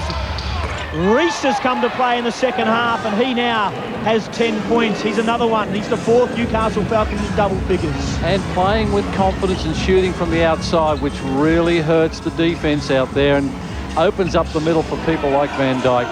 Grace back on the field now, looking for the pick and roll on Blahoff. He'll spin. That'll be on Van Dyke, I would think. That would really send a few tremors across the Falcon bench. That's his 4th. The old fall before you get hit trick, John. Yeah, nice spin move there from Blahoff. Van Dyke fell down with the body, but the legs were still in the wrong position. Margin is 18. Yep, and it's crept up through virtue of Reese. Reese has made a couple of big plays out there. Couple of big threes just down there in that corner just opposite you guys. It's dangerous stuff. The Wildcats have got to make sure they get a hand out on him, make him do something different. Don't just let him get into the feel of it and sit there and shoot that all night. Well, I think we're looking at something like a 6-16 margin since half-time in favour of the Falcons. The Wildcats have certainly dried up points-wise. Yeah, we've got 5 minutes left in the third quarter, and the Falcons will be desperate to extend. I don't want to sit on the lead. They've played positive basketball. Reese. There's Armfield back in the game, has 16. Had that at half-time. Reese. Oh, dear. Oh, Grace got a hand in, but it went straight to McGregor, and Magoo knocks it down for 2. Crowd tells the story, Tim, doesn't it? You know, no if you reaction. Look at the scoreline, 18 points against the home club, and they're struggling. Stewart through traffic. Well played, Anthony Stewart. And he now has 15. Blahoff is the leading scorer for the Cats with 17. Falcons. A bit of creating, John, isn't it, at the moment? Yep. Falcons also have slowed down the tempo somewhat. They're letting the air out of the ball. They're playing it around, trying to find the loose man. Armfield penetrates, goes up strong, and he hits the front of the rim and has the benefit of the fine touch he's displayed so far. Have a look at who's sitting on the bench too for the Newcastle Falcons. Hayes, Van Dyke and Ninnis. Yep. They're big 3. Yep. Important stands up. So you've got people out there for the Falcons really doing the job at the moment, and their defence is the key to it. They've made some tough shots, but by the same token, their defence has shut down the Wildcats, who've been really struggling and continue to find nothing but iron. Good build-up for the Perth Wildcats. Can go down for Aaron Trahair from the corner. And here's Reese. He's certainly got things going with 10 points. Lowe's seeing some good minutes with Van Dyke in foul trouble. Armfield, shape to shoot, then dish off Earp's hand. They'll come up with it again, the Falcons. Yeah, the penetration is hurting Hurley. He's concerned. Armfield puts the ball to the floor, penetrates past his defensive player, creates some gaps at the back, just as he's doing now. He gets to the inside and finds the glass. Armfield's hurting them. John, he's hurting them to the middle too every time. Yep. And Adrian Hurley still has some concerns, and why wouldn't he? His team's down by 20 as Armfield has 20. It's 84-64 here at the Perth Entertainment Centre. A moment of truth. Would you like to have dinner with me sometime? Look, Mr. Michaels, I'm a big fan, okay? You're a very handsome man. Nora, he's a famous sleazebag. He's at everybody. Not me. Not yet. Dylan, I was falling in love with you. Nora, a million women fall in love with me every single day. And quite a few men. 7:30 Tuesday to Naked Truth. That's right, folks. It's not 9 inches. It's the all-new foot-long chicken roll from Chicken Treat with 3 extra inches absolutely free. The all-new foot-long chicken roll with 30% extra at the regular price. Lenny Nero is a dealer in other people's dreams. I am your main connection to the switchboard of soul. But tonight, just hours from the 21st century, Lenny Nero is about to wake up. Give us the tape right now. To reality. This tape is a lightning bolt from God. From the creator of Terminator 2 and the director of Point Break, Rafe Fiennes, Angela Bassett, Juliette Lewis. Strange Days. A mysterious guest has checked into the Majestic Hotel, and Kyle Grant's about to meet him. Now, they're turning a 5-star hotel into a 3-ring circus. Holy! Dunstan checks in. And if Adrian Hurley wasn't happy at quarter time, a half-time with a margin of 6, he wouldn't be very happy now, John. No, and the Falcons have done it well. They've outscored the Wildcats 22-8 in the since half-time. So they really have put the question down to the home club, and the home club have to find a way to respond. I would suggest you would see that by means of a change of defence, John. I think you'll find they'll go straight to a man after this timeout. And, you know, really, they need to be the ones to make the initiation. They've got to get in here. They're the ones that are down. They've got to push it to the Falcons and see if the Falcons are going to be prepared to try and protect the lead.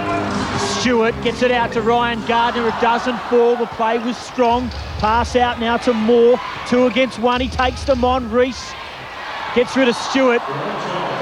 And they'll come up with it, the Falcons. Anthony Stewart will come up off the floor. Well, Falcons are doing it well. There's no doubt that there was contact there, but it was contact both ways. Armfield. Margin is 20. And it's a big 20 margin if you look at how comfortable the Wildcats were early. Travel call, lifted the pivot foot while the ball was still in the hand. It ain't pretty, Michael. Certainly not, that's for sure. But, you know, I mean, 2.5 minutes left, John. The Wildcats aren't out of this game. I would certainly not write them off at this point in time. But, gee, they've got a lot of work to do. You know, they're going to have to concentrate on it right from this point. Crawford, bread and butter stuff for JC, but that's the type of night it's been for the Cats. Trahair in transition, running the lane is low. Trahair has more, almost slips, reshapes to shoot, has help, doesn't need it, rolls it in, no. Crawford, strong rebound, but equal McGregor, well played. Got a hand to the ball. Crawford was looking for the contact, but McGregor did well. Young man got a hand to the ball. He knew he was in danger of the foul call. Crawford clearly had established. McGregor came across the top, and he was able to contain it. Jump ball situation. The veteran against the rookie, and the veteran won it. McLean in for Reese. No avail. And now McLean. Could he hurt the Cats? No. Fisher. The Wildcats need to score this time down the court. Stewart. be on McLean. Nice, strong baseline drive.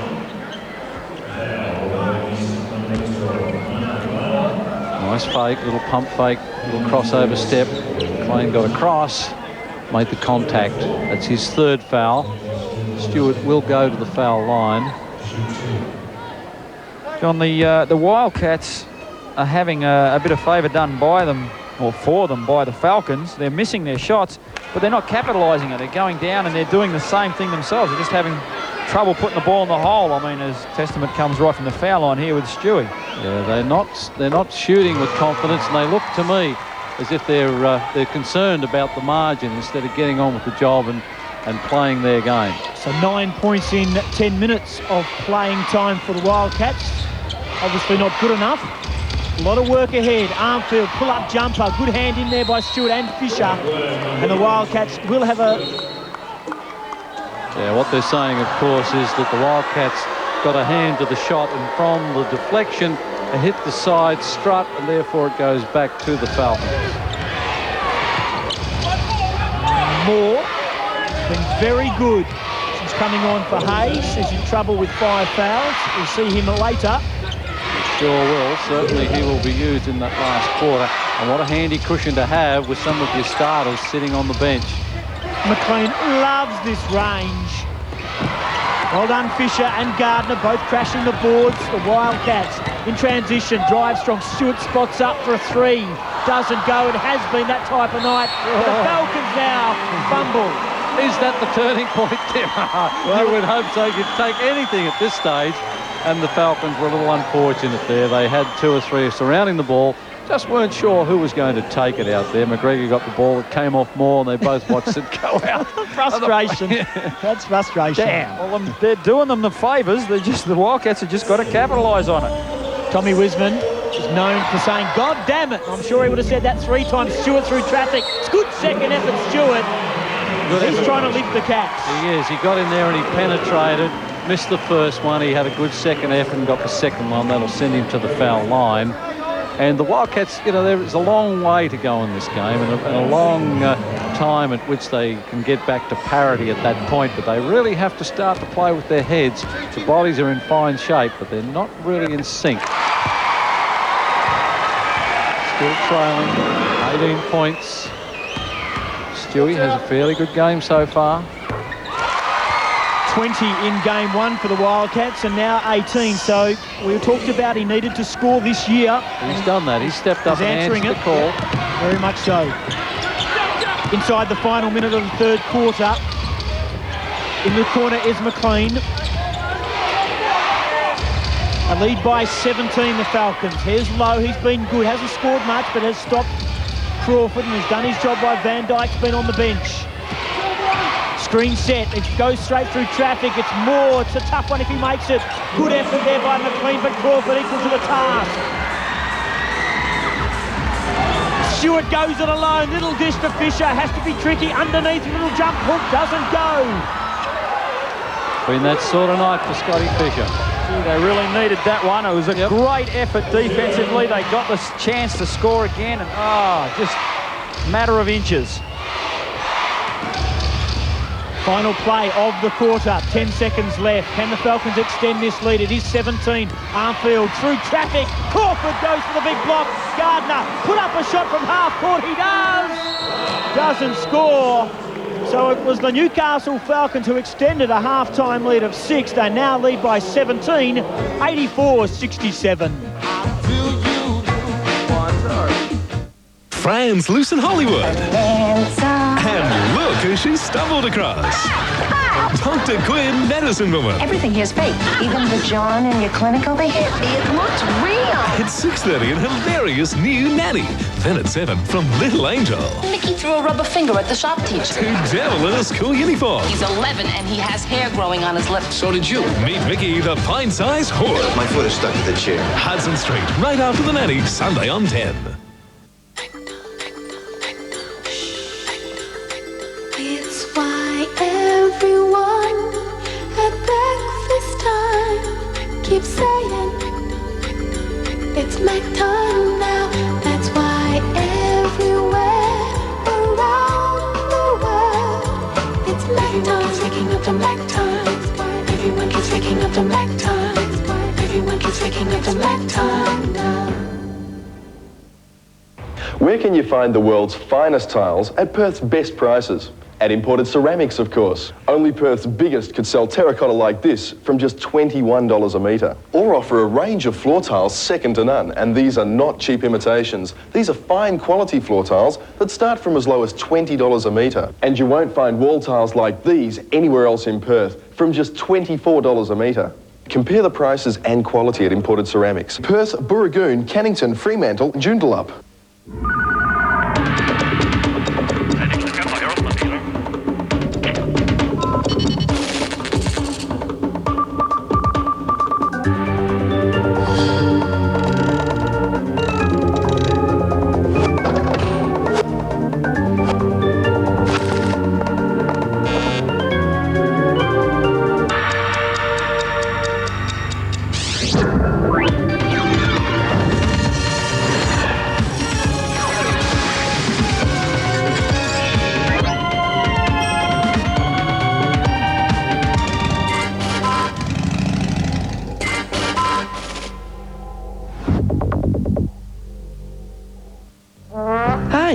You going far?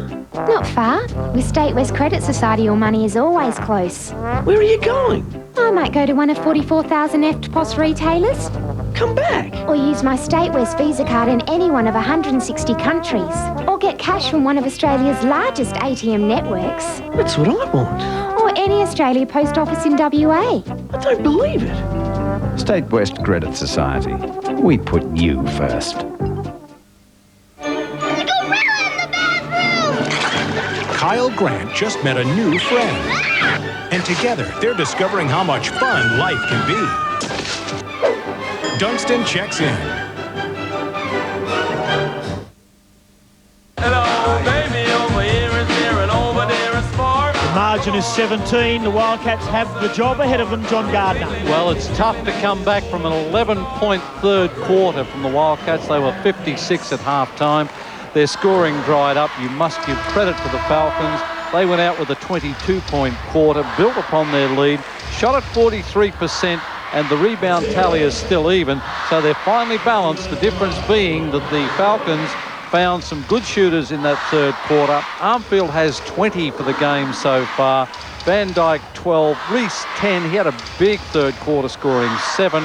And the Wildcats have been struggling to find a hot hand. Mike Ellis sidelines. Well, they've certainly been struggling to find a hot hand. I think they went 3 for 15 in that quarter, John, and that is not real flash at all. The only other points they made, obviously, was from the foul line. But I can imagine you would see a much more aggressive Wildcats this quarter. They're going to have to come out, put a lot of defensive pressure on the Falcons, hope to make them cough the ball up or not give them second shots after they miss the first, come down the other end and then find that person with the hot hand. But they're going to have to do it methodically, and time is starting to run out. They're going to have to do it with some sort of pace. First couple of minutes, Tim, very, very important in this quarter. Moore still on the field. Armfield, McGregor, Reese and Van Dyke. Barhoff with the steal. He'll go all the way. He'll score, get the bonus. That's the start that the Wildcats needed. That's a 3-point situation. You people in Newcastle and Northern Rivers don't need to be told by virtue of the crowd reaction that that's the sort of game and the sort of movement that gets the crowd up, because they've had very little to cheer about in that third quarter. Didn't get them up, it woke them up. Very quiet, about 7,500 in at the entertainment centre, and the skipper, can he lead from the front for the Cats? It's just the start they need. The margin is back to 14. Full court pressure for the Cats. Van Dyke and Crawford. He's in trouble. Crawford. It's on Van Dyke. That's got to hurt you. A little steal. The wrong man had the ball. Van Dyke and Moore arguing the toss. Crawford got a hand to the ball. Got possession. Van Dyke wasn't prepared to allow Crawford to go all the way to the hoop.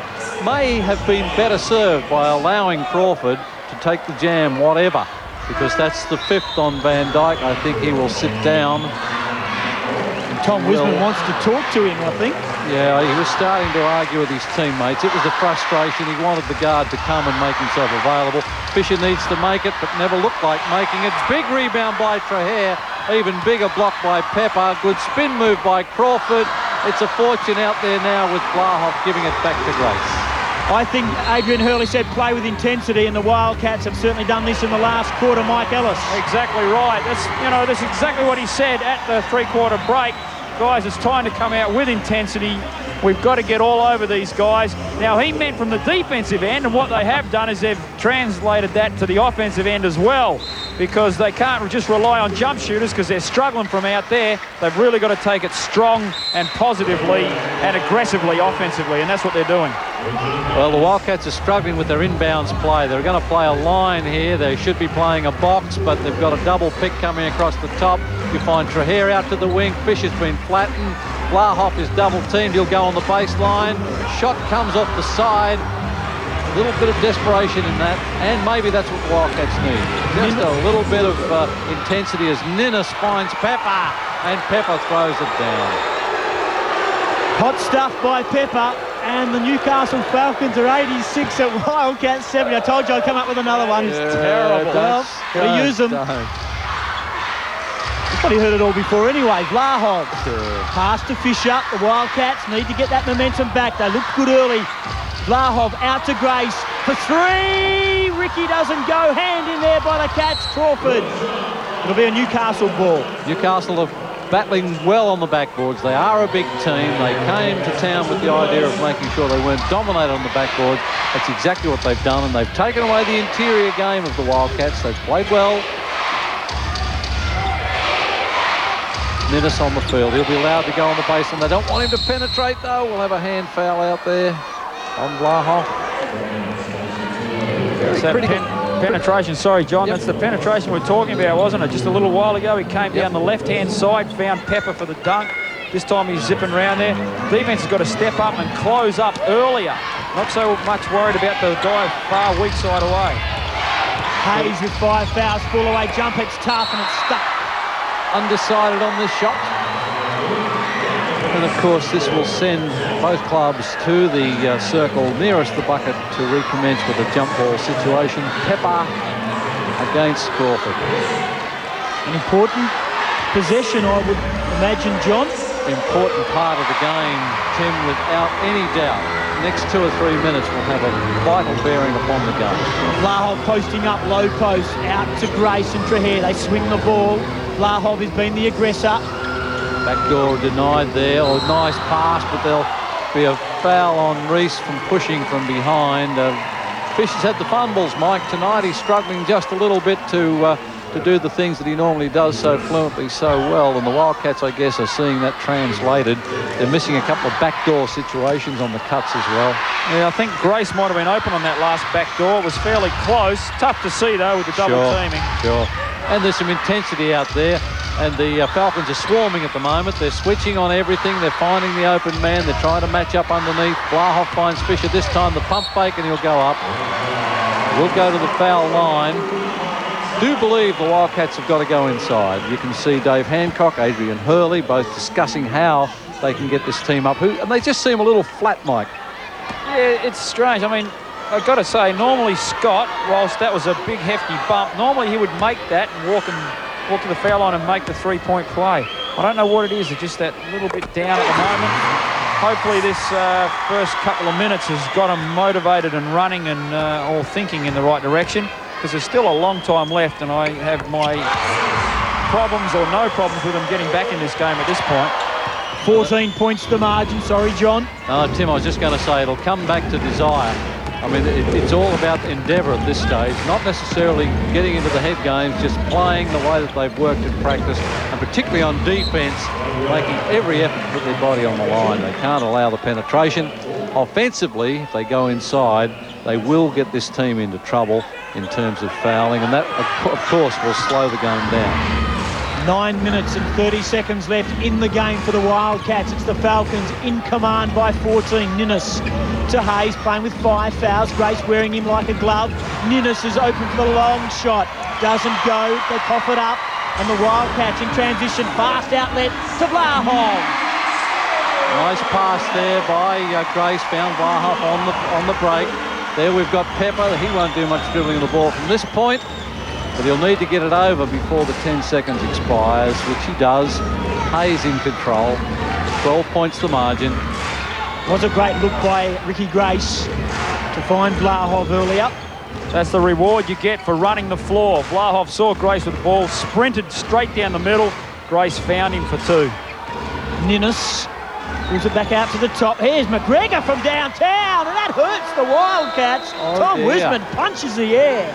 That's a big, brave shot from a rookie who's a big man.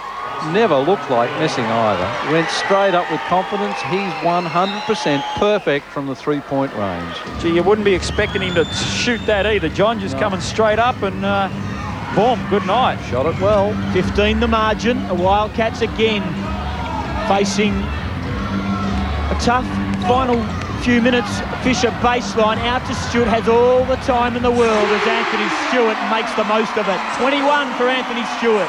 Oh, there's a long pass. Wildcats can get possession. Not too lucky there with Ninnis. Reese, this is a big bucket. Ninnis gets the rebound back out to McGregor.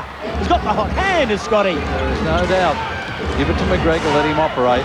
Nice play there by Hayes, settling them down, wants to use the clock, wants to get it through and see a little bit of offense out there. There were a couple of signs of anxiety, trying to take the shot a little too early.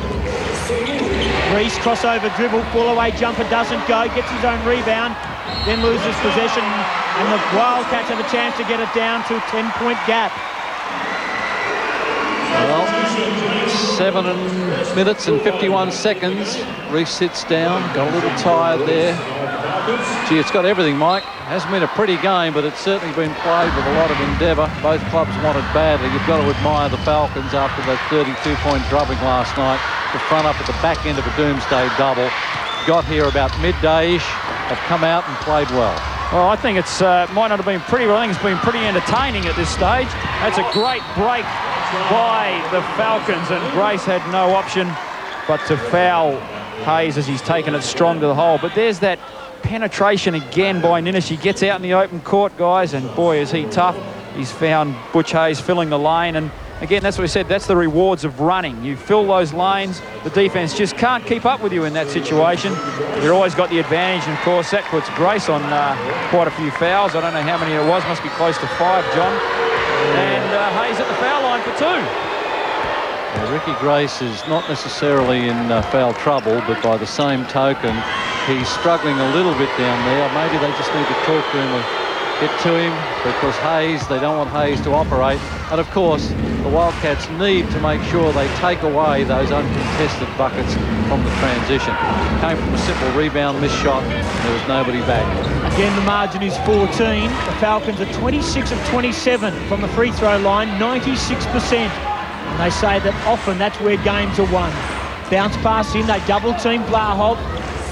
Good enough to get away from it. It's Fisher in the paint. Tough shot, forces it, goes in. Well done, Fisher. He almost willed that in, didn't he? Almost willed it in. Wanted him to see it drop too. Yes, he would have been too. Got 16.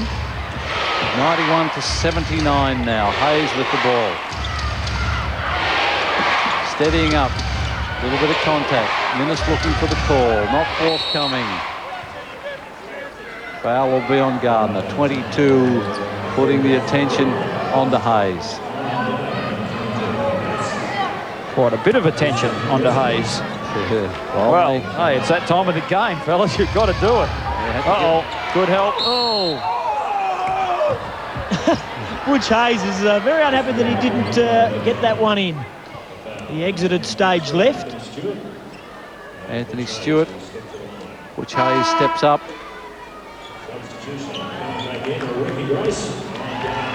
Watch Ben Pepper come in for the follow-up here.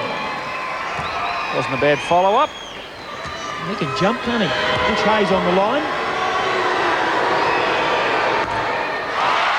That's his first miss from the line tonight. He was 6 of 6. He's now 6 of 7. He has 11.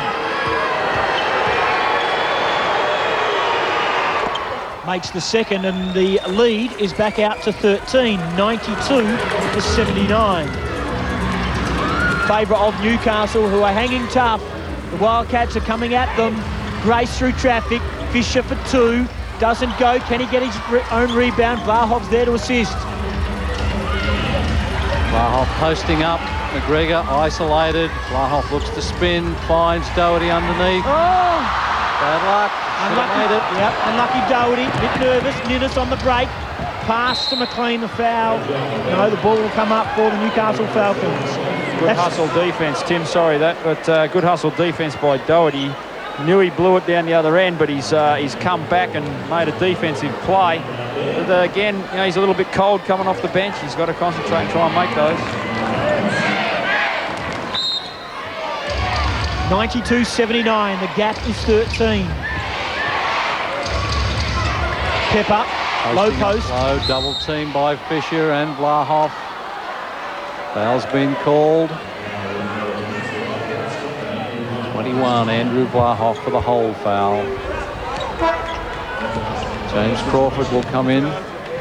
Time running down in favour of the Falcons at the moment. Protecting this lead. 13 points, their benefit. Crawford in, Doherty sits down. Pepper is on the line. Ben Pepper has 4 points for the night. Armfield has 20. Never looked like missing. Not bad from the foul line, is he? Yep. I think he went, what, 2 for 2 first half? Yep. He's now, so now he's 4 of 4, Mike, so he's doubled what he had at halftime. 2 of 2 into 4 of 4. I'm glad you guys worked that out. Didn't want to get too spicy. There's Fisher with the ball at the top. Looking. Crawford at the elbow. Looking to operate on Pepper. Defence from the Falcons holding. Grace in the corner. Whoa, more than holding. Pepper. Just popped it up for a service. Yeah, Stewie was looking for the foul down low. Wasn't coming. Timeout, Adrian Hurley. The Wildcats still have their problems, down 94-79.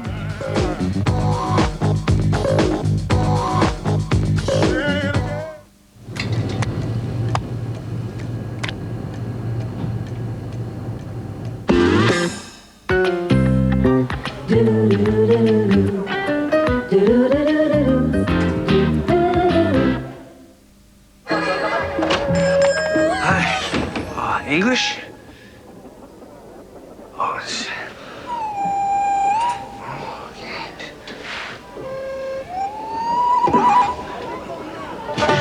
Oh, no.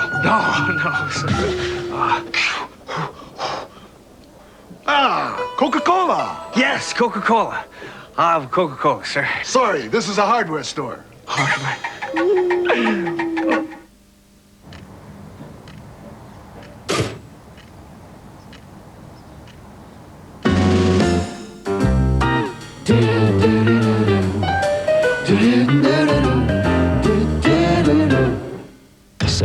Ago, she was abducted. Don't touch me. Now it's happening to somebody else, and the nightmares are returning. Why is it dark? An X-File so out there, even Scully must believe. That's spooky. A bizarre psychic connection. Two souls united in a private hell. I feel like it's happening all over again. A brand new episode that will take you past the edge of reason to the shadowy world of the unexplained. She bled Amy Jacobs' blood. You're sharing her pain. The X-Files, 8:30 Wednesday. So the margin is still 15. Scott Fisher. That was a very tough bucket, but still the margin is 15. They have a lot of work to do, the Cats, with 5:49 left. Yeah, halfway through the final quarter, the Falcons withstanding just about everything the Wildcats are throwing at them at the moment, and you've got to admire their endeavour and their execution. The Wildcats, on the other hand, are struggling somewhat to put the ball in the right hands.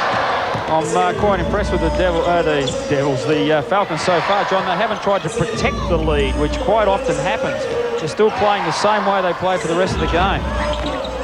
Blahov's shot bounces around. Stewart's in there. The ball's on the floor. First in for the Cats with the skipper. Blahov, but Pepper equal to the task. It'll be a jump ball. Keep in mind, Blahov took the shot. Came in from out past the three-point line, scrapping for the ball. Blahov questioning who's in the jump. Maybe a little more daunting with Pepper there, Michael. He's big and long, isn't he? And he can arms. jump. Yeah. I've been impressed with him. Yep, played well. First look of Ben Pepper. I'm sure his family would be happy with his effort and his team's effort. Grace through three, plays in off the glass. Blahov, Grace second effort, knocks it down for two. Can that lift the Cats? They still trail by 13. Well, they need a defensive stop every time down the floor. Their accent has to be defense. They'll make sure they focus on getting the team together. Don't necessarily focus on the ball. Make sure that everybody's got the mind on the job. There is Pepper. It's the ball back in the hands of Ninnis, and now Hayes has played well. For two, it's tough. It doesn't go. Fisher, Grace runs into Ninnis, gets around him. The Wildcats in transition. They're running the floor. Grace through traffic, needs help. Stewart out to Grace. Plenty of time from the corner. Fisher the rebound. The Wildcats need to score. Another shot clock now. They need to go inside on the power game. They're playing high on a 1-4 set. Blahov brushes off. Crawford throws the fake, goes up. Oh, Fisher got a hand to it. Stewart comes down hard. Hayes has the ball. There'll be a foul on Fisher. Reasonable foul. Yeah, reasonably straightforward foul. That'll send Butch Hayes to the foul line. 81 plays 94. 13-point lead for the Newcastle Falcons. Playing well and playing like winners right now. Time going to be got to come back. Yep. Time's definitely going to beat the Wildcats at this stage, unless they do something fairly dramatic. That was an each-way bet. Hayes is on the line, and that's every point is hurting the Cats. The margin is 14, 95, 81. Hayes reliable from the foul line. He knows how important these shots are. I know we've said it a few times tonight, guys, but you've really got to tip your lid to the Newcastle Falcons to come here with a tail between their legs after last night. Yes, and Tim, they've played all their games on the road so far. Played in Geelong last weekend, got the Doomsday double this particular weekend. They go home to play against Brisbane next weekend, so they've done it the tough way. I think it was a mistake on anyone's part to think that Newcastle wouldn't have come in with that intensity and endeavour after being, in your words, Tim, shellacked last night. You know, teams bounce back. You know, this is the Mitsubishi Challenge now. It's not the NBL of years gone by where a team would just drop their bundle and say, well, that's it, I'm done for the weekend. You know, they say, well, look, we've lost that one, put that out of our mind. Now the work is to come back and try and win here. And by gee, they've done a good job so far of doing just that. Comfortable would be the cushion right now. 13-point cushion. 4 minutes, plenty of time, but the Wildcats have the job in front of them. The onus is on them. They are feeling the pressure. Oh, yes, thank you very much. Crawford went across to help. Van Dyke just had the little putback. So everything the Wildcats throw at Newcastle, they answer. Has been a very polished performance by the Newcastle Falcons. Posting up strong, Fisher. Grace from the corner. Nowhere to go. Fisher out now to Trahere. Likes a long range. Grace running across. Now knocks it down for three. Ricky Grace. He certainly is cutting through that keyway. Yeah, flashed low on the baseline once the penetration came. The reversal of the ball found him with plenty of time, and they need a few more of those. Becomes a different strategy now, Tim, for the Falcons. They need just to slow things down, take their time. All the onus now is on the Wildcats. They're the ones that have to get a little desperate. Little clutch buckets now, too, from Van Dyke, and what's been a quiet night for him. He has 16. Fisher, pull up for two, doesn't go. McLean pulls in the rebound. Oh, it's 100 points on the last two from Van Dyke. 100 to 86. 14's the cushion, and time running out for the home club. Ninnis isolated on Stewart. Down low on the baseline. Hayes pulls up, finds Ninnis open. Front of the rim. Oh, there's some bodies up there, and what's more, the Falcons come up with the ball. And more importantly, they get another chance to take 30 seconds off this clock. They won't be in any hurry to take this shot. They may take a give-me layup, but they're going to run the clock down now. They're going to milk it. Make sure that they take the shot with about 10 seconds remaining. No need to come down and take the early shot. Just looking across at the bench for the Newcastle Falcons, and Ben Pepper has a smile like a Cheshire cat, like a cat that's got the mouse. He's extremely happy. So he's obviously feeling like the Falcons have done enough to upset the Wildcats at home. Score 100 to 86. Fisher sits down, Trahere sits down.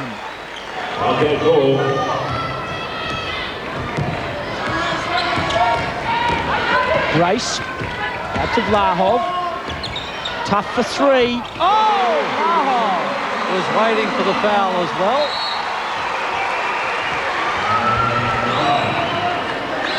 That'll be on Grace. He's not had a happy night, Ricky. Andrew Blahoff.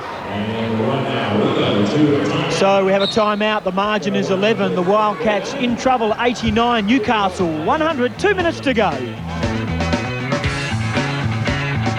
8:30 Sunday, for the first time on television, the most terrifying love story ever told. Who are you?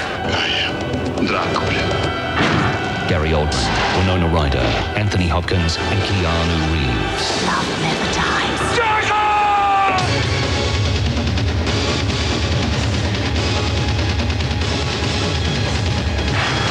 8:30 Sunday, Bram Stoker's Dracula.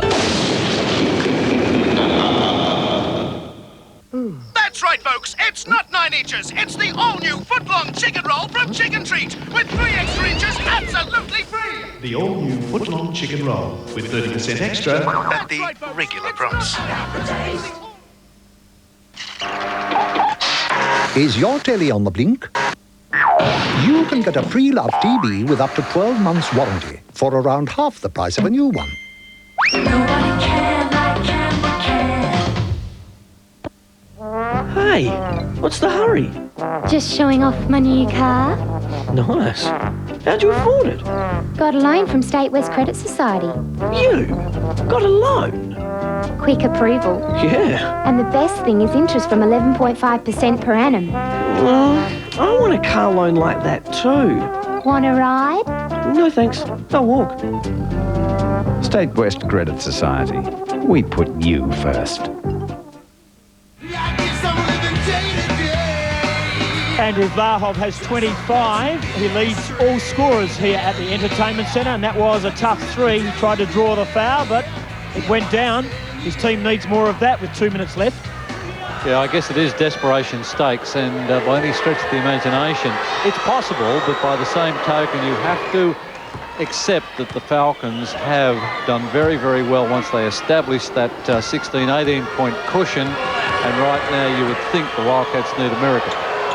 Well, that's right, a miracle might be the case, but then look at last night. What did we say? There was a lot of points scored in very few minutes, but it's a lot of work ahead of them right now.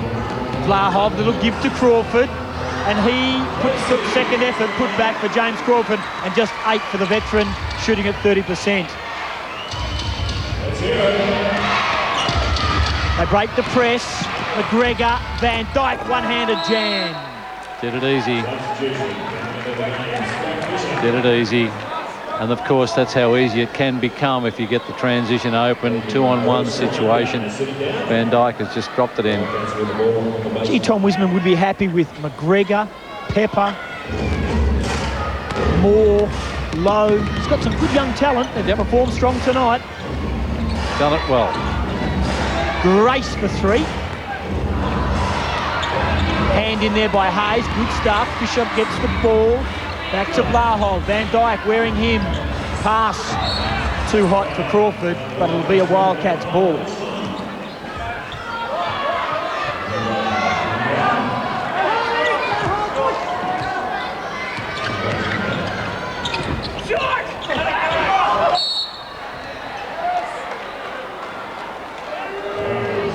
Foul on James Crawford. Could be a very long minute and a half here for the Wildcats. Things just not going their way. It's a bit like drawing teeth at the moment, and I think Scott Fisher will know exactly what I mean when I say that at this point in time.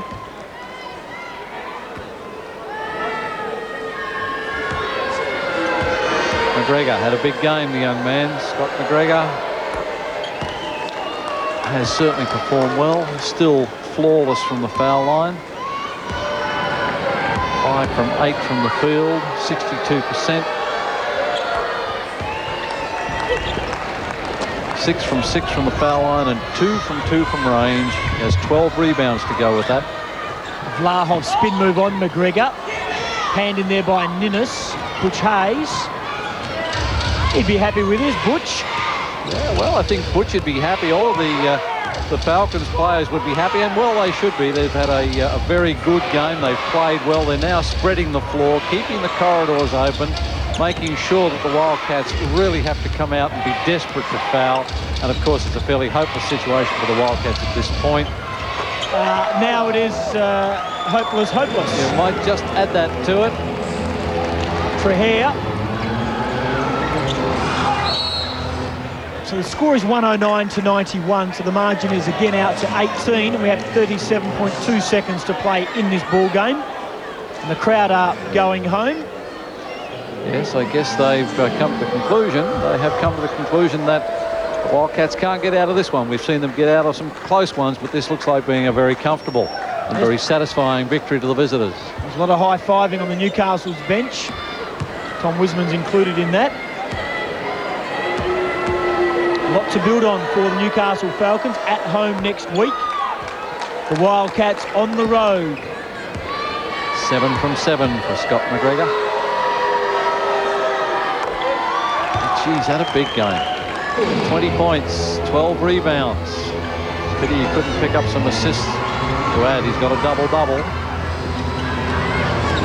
John, it doesn't get any easier for the Wildcats either, and I mean that sums up the night. Nennis will just about dunk this. Good strong move. But they've got Geelong and the Melbourne Tigers next weekend, and the weekend after that Adelaide. Both or all three of those games on the road. So they've got some serious regrouping to do in a short space of time.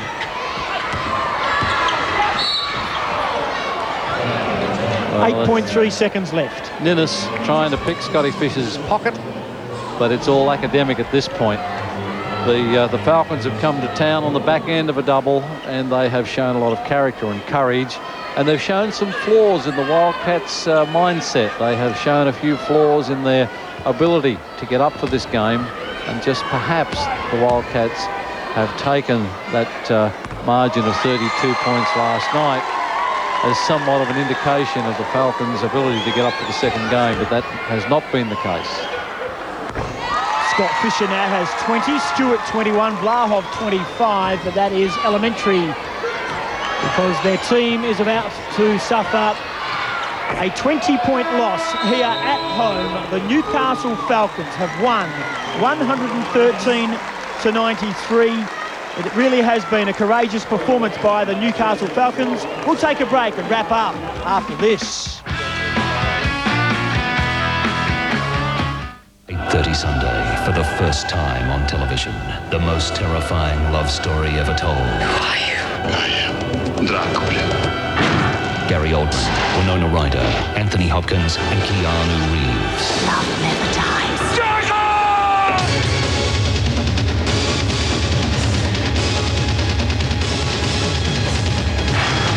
8:30 Sunday, Bram Stoker's Dracula.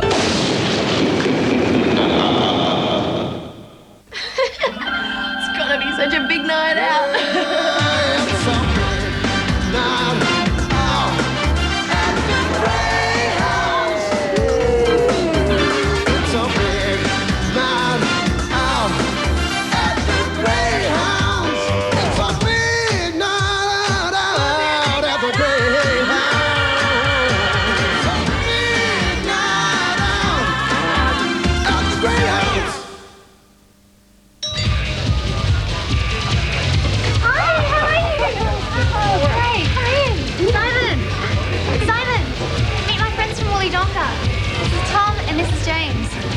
Sorry, mate, it's bushfire season.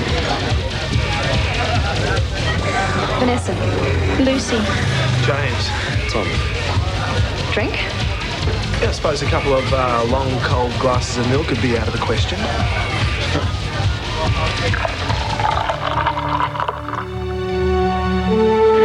I haven't had one for a long time. Same here.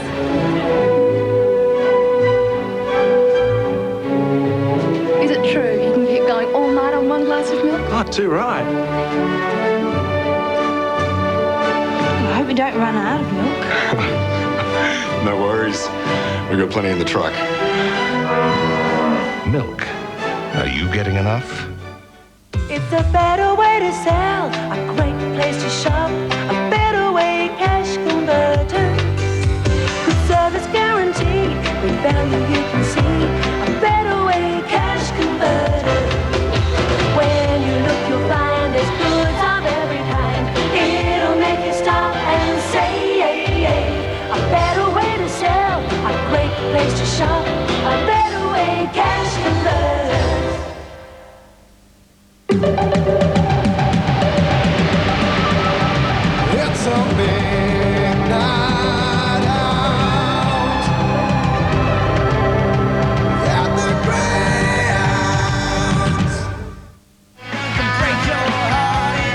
Somewhat of a shock scoreline for the Perth Wildcats. 93, losing by 20 points to the Newcastle Falcons, who came off a drubbing at the hands of Adelaide last night by 32, and they've dished it up to the defending champions here at the Entertainment Centre.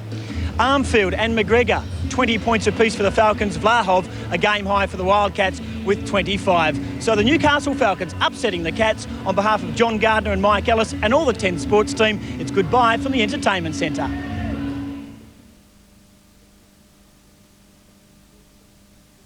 The NBL Mitsubishi Challenge, proudly brought to you by Chicken Treat. I've got the taste.